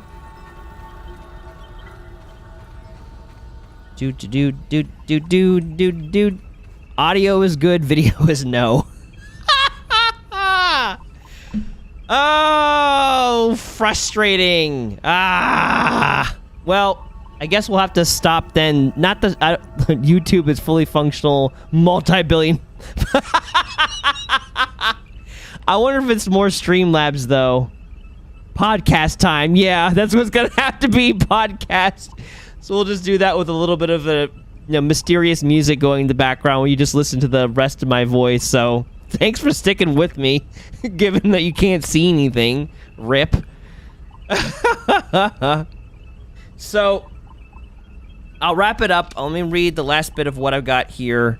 Maybe we'll come back. I would actually do that though. It flashed. Oh wait, we have it come back. Baby, come back. You can blame it all on me. So let me just do this while we wait to see. Maybe it will work. Maybe we'll stop being green if I just sit here. Maybe we'll figure its life out. At least you can hear me. As long as you can hear me, we can wrap it out with me just covering my last bit, and then we'll just end it there. So the last thing I wanted to cover. Oh, don't stop! I don't want to hear you do. You distracting little bot. Go over there. God is trying to tell you to start a podcast. So the last thing I want to cover is how do I navigate the very things that I'm open-minded about? Because I think there's a good way about being open-minded about things, and there's a not helpful way.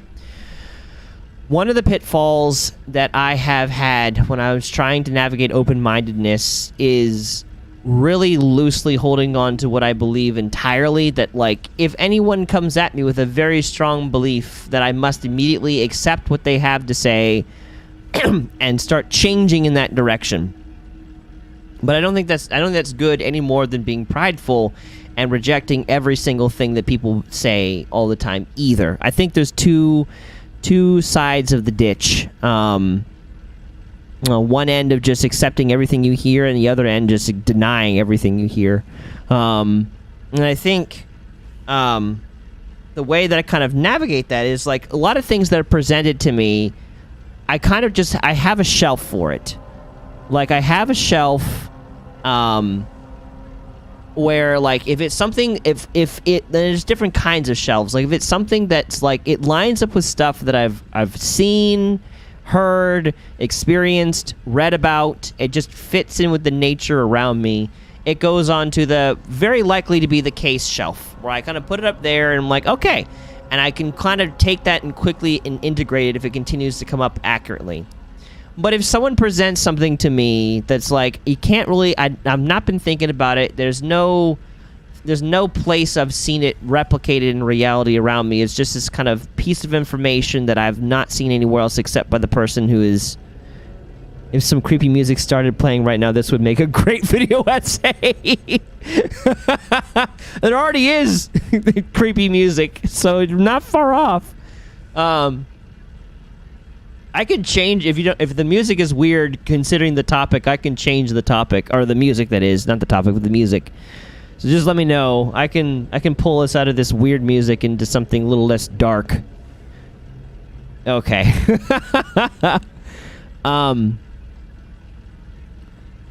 Don't even notice it. Indeed, I would love it. It's fine. Okay. So yeah. So I have a shelf, and if it's something that's replicatable, I put it on. I still put it on a shelf. I don't immediately take it in, because there's some things I still realize that if something lines up with what I believe, I still can have biases there, and I recognize that, and so I don't want to just everything that I hear just immediately goes into my heart. Some things kind of take time. I know, Axeman. I don't know why. It just went green and it stayed that way, and I don't know how to fix that. I don't know what the solution is. I've tried, different scenes. Maybe a different scene will cause a different outcome. Nope. I think it still remains green. So it's turned into a podcast. Welcome to my now podcast.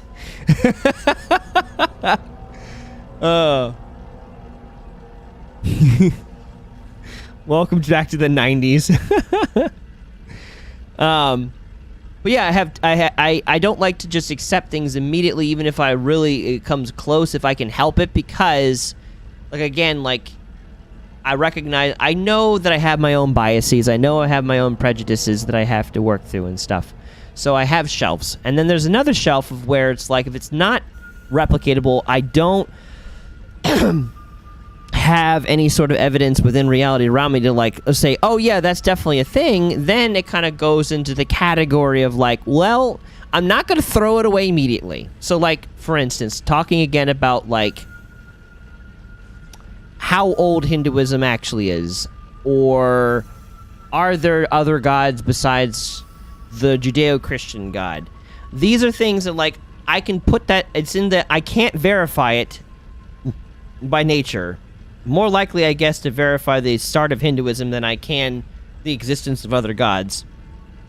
But I put that onto, like, a side shelf of, like, okay, I'm not going to throw this out immediately, and if I find it pop up again in my life, video footage is unlocked on Patreon. Which, you guys, it's still a thing. It's still a thing. If you want to support me, it helps. It goes a long way. God, why is it so hard to make jokes about the color green? Play to win. Let's go. Lord of mercy. But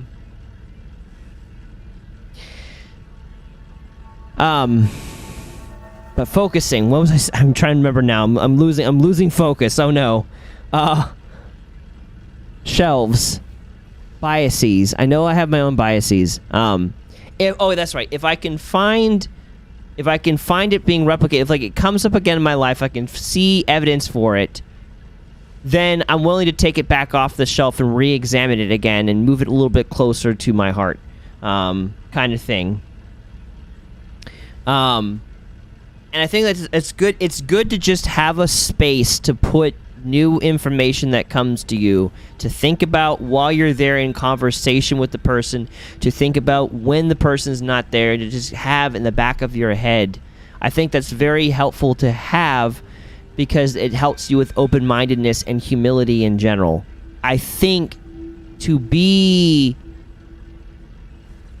generally effective in life, there just has to be the ability for people to change your mind, and the only way to do that is to have a place to put the information they present you in your head to kind of come back to, look at, re-examine, think about, or whatever. Because if there isn't a space for it and you just have no acceptance of what they're saying, you're just going to remain stagnant in that area. You kind of stop in the last area where you feel like you know it all. Does this mean we have to change the official thought ray colors to green? No. Oh, God. It's not hard to break me. No more retro, go back to green screen, to live green, go green. Can you guys still hear me? Hearing you guys, like, talk back and forth about the whole green screen thing has made me wonder if I'm no longer hearable.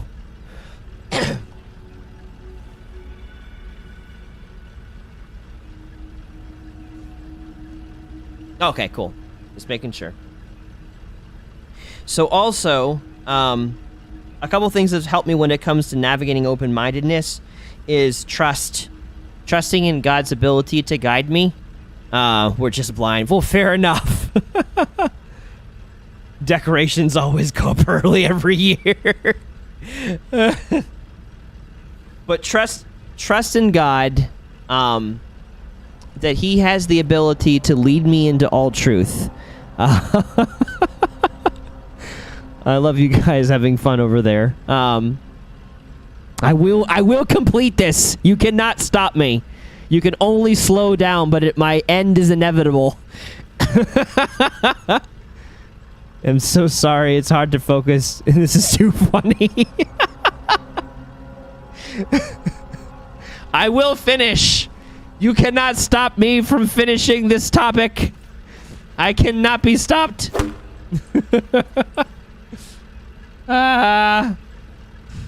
Just flash back and forth, back and forth, back and forth, back and forth. Thou shalt not end. I'm sorry. There has to be ends too. Chop chop. Okay, I'm going. So, trusting in God's ability to guide me and lead me into all truth also helps me with open-mindedness, because now I can listen to other people without fear that they'll say something that'll just derail me as a Christian. Because if God's with me, he has the ability to answer everything that a person says. And if it does not line up with his truth, God has my number. He knows how to speak to me through other people. He knows how to speak to me through his word. He knows how to speak to me through nature itself and other means. So I don't have to worry about like, oh, I can't listen to other points of view or whatever because it'll just destroy my faith as a... No, it might. It may for a time. And I think, again, that's a part of the open-mindedness, is the willingness to be wrong on something that you've had in your life the whole time. But I think having that trust in God's ability to guide is important.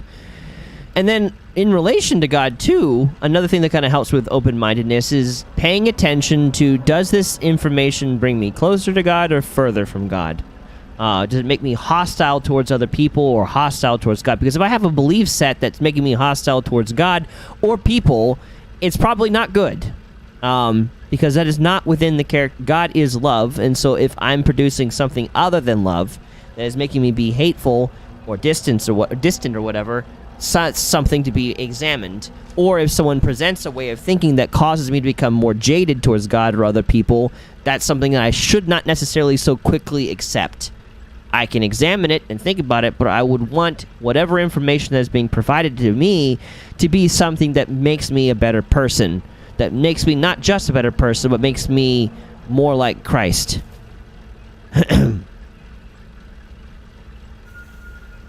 Yeah, I'm laughing my butt off. You keep that butt on for now, gaming warrior. You're good. You're good.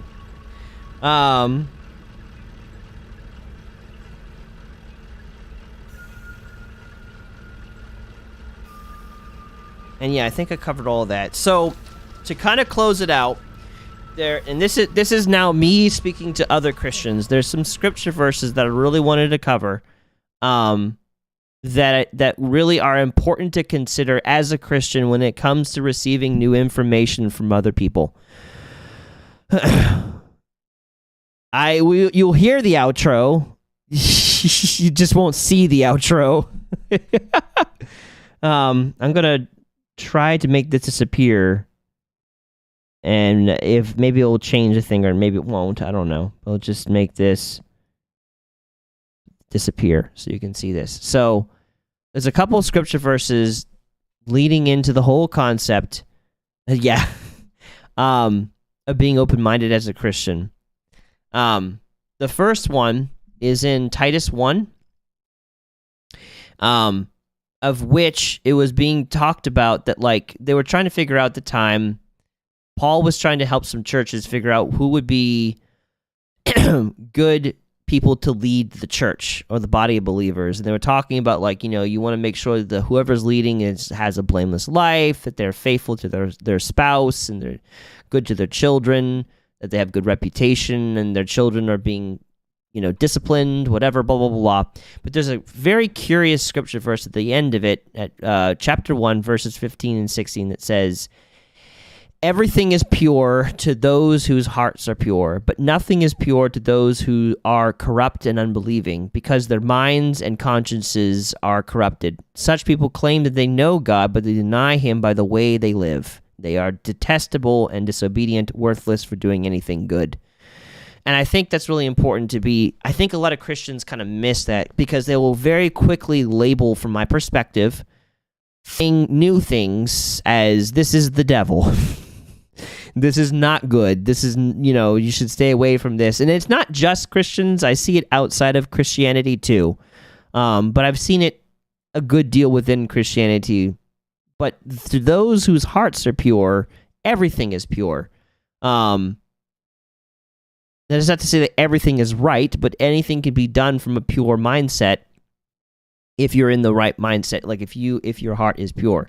But for those who are corrupt and unbelieving, obviously you can take anything good and use it incorrectly and for bad, essentially. So I think that's always good to keep in mind. And then in 1 Corinthians 9, there's another scripture verse that I want to bring up too. I think it's pretty important. Oh, there was a time where Paul was addressing different people, Jews and Gentiles alike, and they were fighting over just nitpicking this and that, like even down to like eating meat and not eating meat. Like that whole thing was brought back and forth, and I like the way he kind of brought it. I think it was a whole chapter 9, where Paul kind of addresses this, like nitpicking things and being stubborn about things. And he says in chapter 9, he says, "Am I not as free as anyone else? Am I not an apostle? Haven't I seen Jesus our Lord with my own eyes? Isn't it because of my work that you belong to the Lord? Even if others think I am not an apostle, I certainly am to you. You yourselves are proof that I am the Lord's apostle. This is my answer to those who question my authority. Do we not have the right to live in your homes and share your meals? Do we not have the right to bring a believing wife with us, as the other apostles and the Lord's brothers do, as Peter does, or by Barnabas, who I have to work to support ourselves?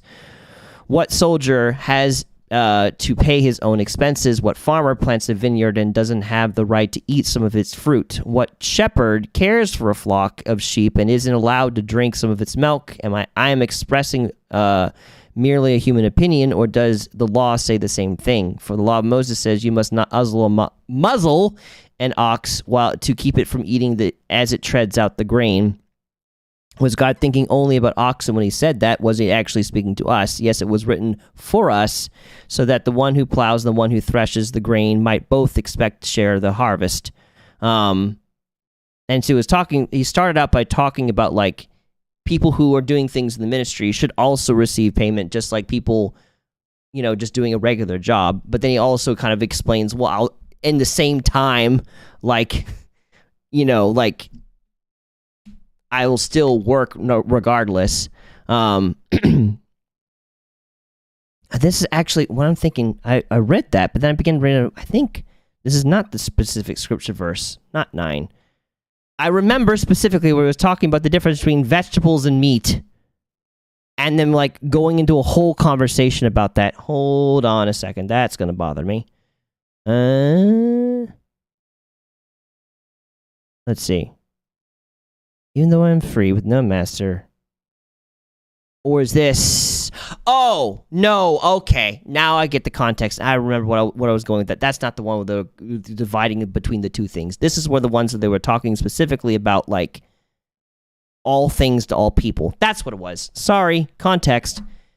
Even though I am a free man with no master, I have become a slave to all people to bring many to Christ. When I was with the Jews, I lived like a Jew to bring the Jews to Christ. When I was with those who followed the Jewish law, I too lived under the law, even though I am not subject to the law. I did this so that I could bring to Christ those who are under the law. When I was with the Gentiles who do not follow the Jewish law, I too live apart from that law, so that I can bring them to Christ. But I do not ignore the law of God. I obey the law of Christ.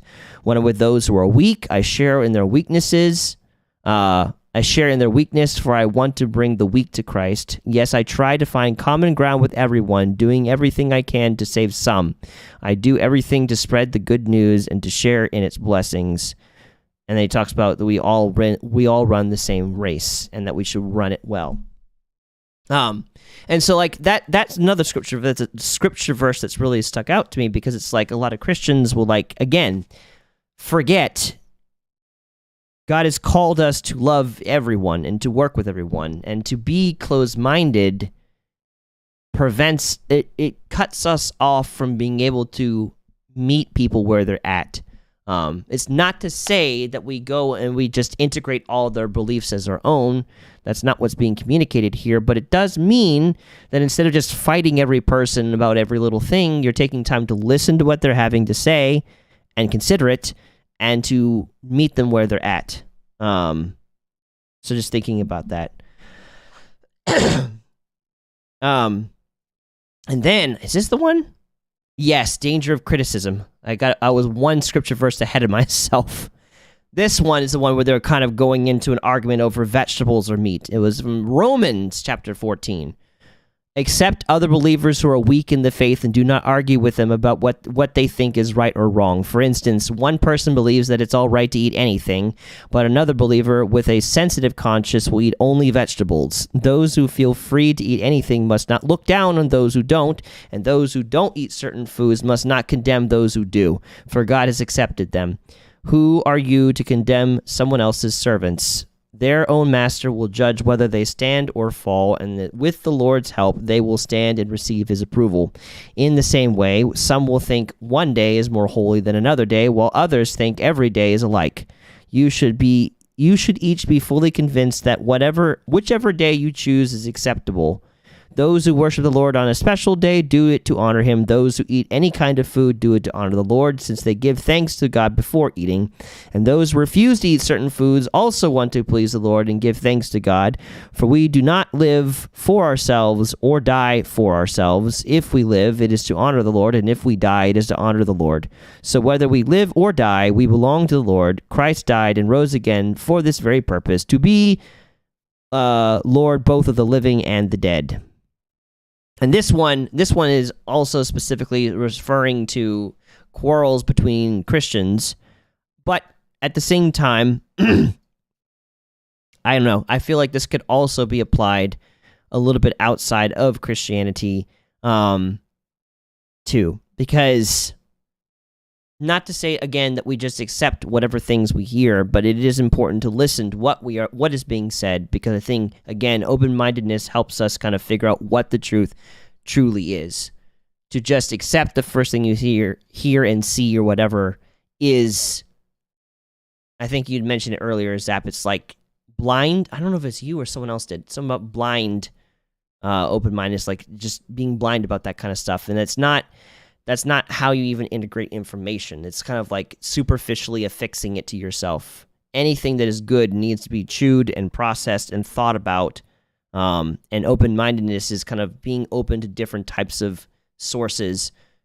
But at the end, you got to figure out what is crap and what is not crap. But you can't even get to that gate if you don't have an open mind in the first place. And then 1 Corinthians 13, love is patient and kind. Love is not jealous or boastful or proud or rude. It does not demand its own way. It is not irritable, and it keeps no record of being wrong. It does not rejoice about injustice, but rejoices whenever the truth wins out. Love never gives up, never loses faith, is always hopeful, and endures through every circumstance. So there's just a lot of different things, I don't know, that kind of, in my mind, speaks to being properly open-minded about things. And in response, finally, to pride itself, I feel like it's an important tool at being against pride, which is considered ultimately a sin through the word, is having that openness, that humility. And I think if you could look from open-mindedness from the perspective of humility, of the willingness to be wrong and to see things from other perspectives, I think that's helpful in nurturing, again, like humility within your heart and the ability to kind of learn new things. So I had a last scripture verse to that, but I feel like I'm beginning to ramble. Is all of this making sense? Has what I've been saying landing at all? Because that was long-winded, and I did not have any kind of background things going on to kind of smooth it over.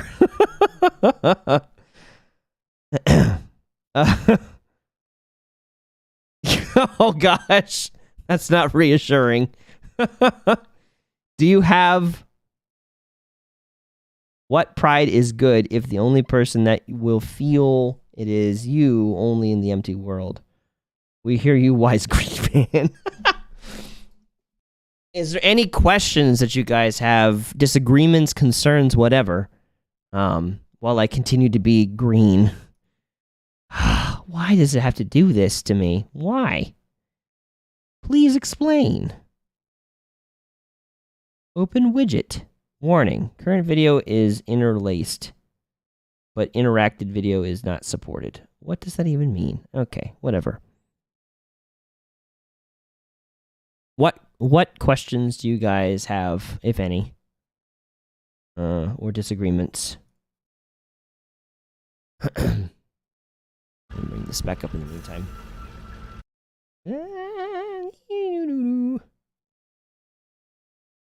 In hopes that maybe, I doubt it, but maybe something will shine through. What can also be called as open-minded? Is this the reveal that Brandon has decided to quit YouTube and pursue his dreams of making green music with Green Day? No. No, I don't even know anything about Green Day. So that will probably not happen, no.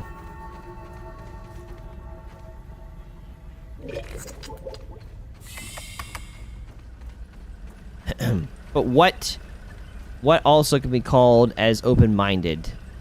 I don't know, it's hard to say. I view open-mindedness as humility. I view open-mindedness... Music best. Brandon music, best music. I don't know about that. But I think open-mindedness can be viewed on as, like, humility, you know, the willingness to be wrong, the willingness to listen to other people's perspective and to weigh it, truly weigh it. Not just, like, hear it, but do nothing with it, but to actually hear and have it potentially, like, impact you. You were mentioning about open-mindedness to some sort of spiritual sense of finding the inner self. And the only place that I can grasp what you're saying is, are you talking, Gaming Warrior, about, like, a form of openness of, like, the willingness to explore different parts of yourself that you may otherwise feel, oh, I'm not like that, but actually taking the time to see what you actually feel about a thing, like what's deep inside your mind in relation to something, what drives you? Is that what you're talking about when you're talking about, like, open-mindedness to the okay. Yeah, I feel like, I guess you could apply that there. I feel like you could apply that there, or if, like, open-mindedness to, like, people pointing out different things about yourself, or, like, taking the time to, like, really check in with, like, your inner thoughts, and not just immediately throwing them away. Because, like, I know that, like, sometimes there's things about ourselves we hide from that need to be seen and need to be expressed and need to be felt and gone through. So I guess in that sense, yes, open-mindedness is allowing yourself to be wrong about yourself and to learn new things about yourself. You got to the bottom of your home. Congratulations. Wow. That's a lot of scrolling. And YouTube, I think, continuously tries to expand that, too. So, yes, well done. So, does that, like, answer your question, Gaming Warrior?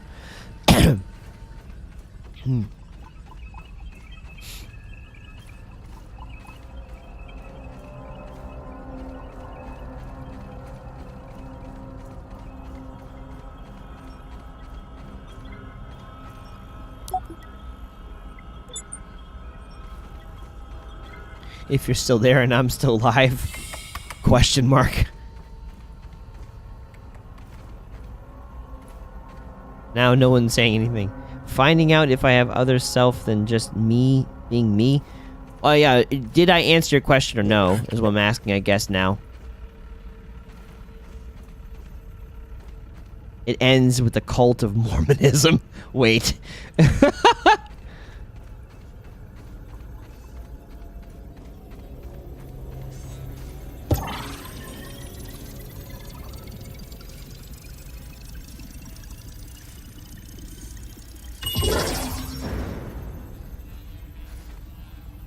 So, I was talking about, there's a raw science in here. Science.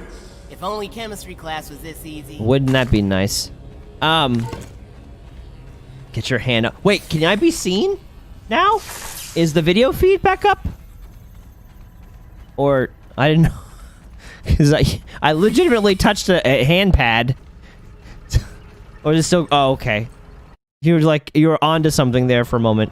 So no, I was saying, like, I was making sure that I was understanding what you were talking about when it comes to open-mindedness, Gaming Warrior, about yourself, inner self. So I was asking and making sure, were you specifically talking about, like, the openness and the willingness to explore different parts of yourself that you otherwise may be afraid to explore because of what it might mean about you, and to have other people point things out about you that you might not like? Just in your walls. I just know how it sounds. Ah, okay. That makes sense. Yeah, you've played this game more than I have played it. So, is that accurate, Gaming Warrior? What I just listed, or is there more to it with your question?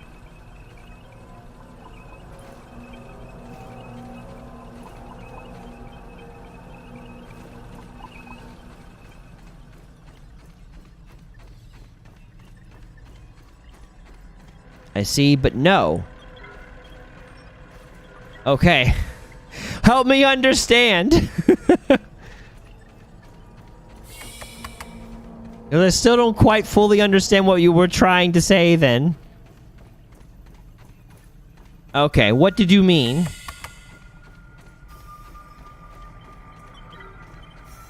Gosh, how do I fix my stream? Lord have mercy. How did it get like this? I don't want to end stream, because if I end stream, it's just... I'm going to have to start a whole new one. That'll suck. Kinda how you find your inner self. How would you define finding your inner self? Because I thought I understood what you were talking about, but I guess I do not understand what you're talking about.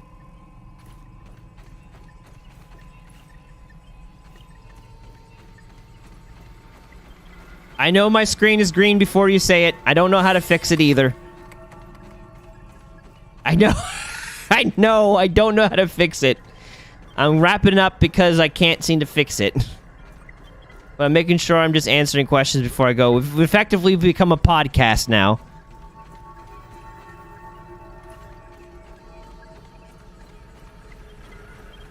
I've only had a few moments where I've ever felt like I actually talked to my inner self.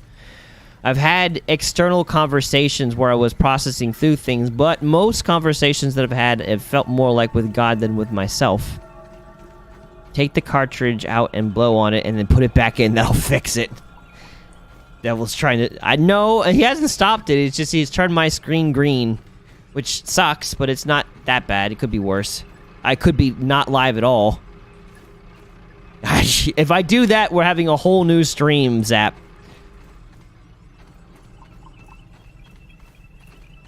But I've never really practiced, I guess, Gaming Warrior, how you meet with God and talk with him in Void.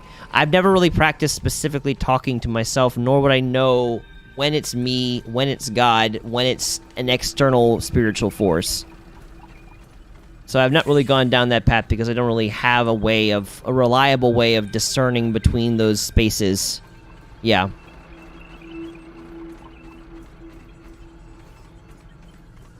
If I knew of a way that I could reliably talk to the separate part of me, which I feel is a thing, I suppose, because I've had moments where I really felt like I did have a brief conversation with what I would consider to be my soul. I don't know how to properly do that in a safe way. And I'm kind of in a hiatus, too, with trying to figure those things out, because of just, like, not even sure if I'm grasping things correctly. I don't want to, like, fill myself up with things like I cannot really know if it's me or not. You can send it to me in DMs.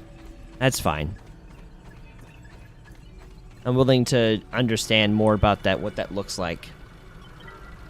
So, but I'm gonna end here soon. So before, and I regret nothing. I love you, Zap. I appreciate that. That encourages me. But before I close out here, is there any other questions related to the topic before I finish? So that way you don't have to keep looking at a green screen.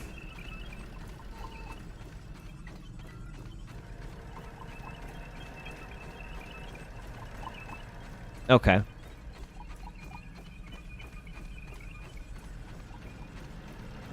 Alright. This was plotted by the government. Of course it was.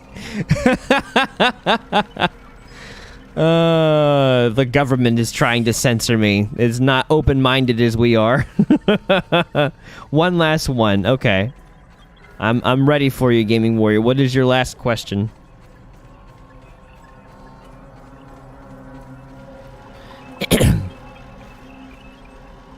Repeat the whole stream. That's not a question. That's a statement.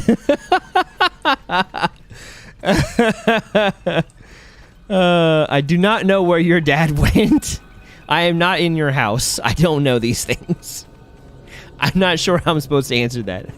I can't answer that. He went, I'll tell you where he went. He went somewhere.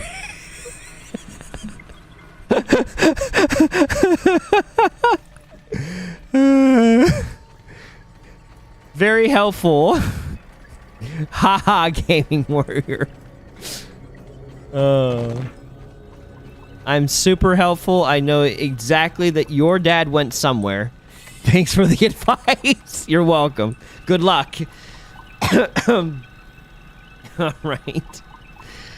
Oh, that's fun. That's fun. Oh man. Well, I want to thank you guys for listening. It's been a lot of fun. I do want to remind you guys again, I know I keep bringing this up, but we really do want to continue to grow Thought Raid, and to take it to new places, and we don't have any sponsors. And I honestly don't know if or if not I'll ever get to a place where I'll want to have, like, business sponsors for Thought Raid. Probably will, but I don't know what kind of sponsors will come my way and if I will even want to take them. But at the very least, right now, Thought Raid is kind of like supported by people and not by corporations or businesses or anything. So it is helpful any bit that anyone can give. If you've appreciated what we do here, just to remind you again, I know I keep bringing this up a lot, we do have a Patreon for as low as $1 a month to as much as $30, or PayPal. Every little bit of it helps, and it goes to cover costs, and it also goes towards tithes and to go back out into the community. We haven't seen that yet because we haven't really had any big supporters just yet. Although actually I think we have one now. I didn't remember that. But in general, the more support we get, the more it's going to go back out into the community. So it helps us, it helps others, and it would be really appreciative to help. But nonetheless, even if that doesn't happen, even if you guys cannot or do not want to, I still do appreciate you greatly, and I'm thankful to all of you guys, to you, Axe, to you, Zap, to you, John, and to you, Gaming Warrior, for coming here and being a part of the stream and chatting with me, because you don't realize, like, for a whole solid year and a half, there was many streams where Tim and I would just broadcast to the wind, and no one was there watching it, and, you know, you wonder, am I doing the right thing? Am I even making a difference? You don't know, because there's no one there responding. But you guys have come in, and you've chatted with us, and you give me something to focus on, someone to talk to, and it's greatly appreciated. It makes me feel like I'm, like, able to help somebody and do something with my life productive, and so I'm grateful for it. So thank you for all being a part of this. I truly mean it. I'm really grateful for just you being here. So, but if you want to give, the links to that is in the description below, either for Patreon or for PayPal, or if you're on Twitch, it's in the panels. Which that's greatly appreciated, Gaming Warrior. I love you as well. I love all of you guys, honestly, but I do appreciate when you say the things like this. Yeah, and thank you for being intentional in this and just showing up every time. You know, even if you don't say much, just knowing that you're there is encouraging to me, and it helps me keep going. So thank you. I really do appreciate that. I want to know before I close out if you're still able to hear background noise. Can you hear the music that I'm softly playing? Because if you hear that, then I'll know you'll hear the outro. But I don't know if you hear that or not, because I don't know if you were able to hear the game. And yes, okay. Like I said many times before, I would have never been hear as much if I have anyone else running it. We can hear. Okay, cool. So you will be able to hear our outro too. Cool. Cool. Yeah. And honestly, like, talking with you guys too, like, I have things to share, but when you guys come to be part of this stream, it does help me, like, think of things in new perspectives too. The questions you bring help me think of things in ways I didn't beforehand. So it is very helpful for me. I am getting something out of this too, which I like. I really love when I'm able to, like, give my experiences to people, but their questions and their personality helps me see things I didn't see before. And there's definitely been many moments over the several years we've been doing this where I'm like, oh, huh, I didn't think of that before. And it's because of some question asked or whatever. And I'm like, wow, I did not see that. So it's great. I'm very happy about that. That's my goals with what I'm doing with Thought Raid Gaming Warrior, is that people will get healthier and they grow closer to God. Like, those are two of my biggest things that I want for our community and everything. So I'm very happy that you're saying that, and that this has helped you in that way. So yeah, I love you guys. So now the outro that you will hear but not see. Time, and we'll be live again this Friday with some more gaming. I love to see you guys there, and I hope you guys have a good night. Good night, everybody.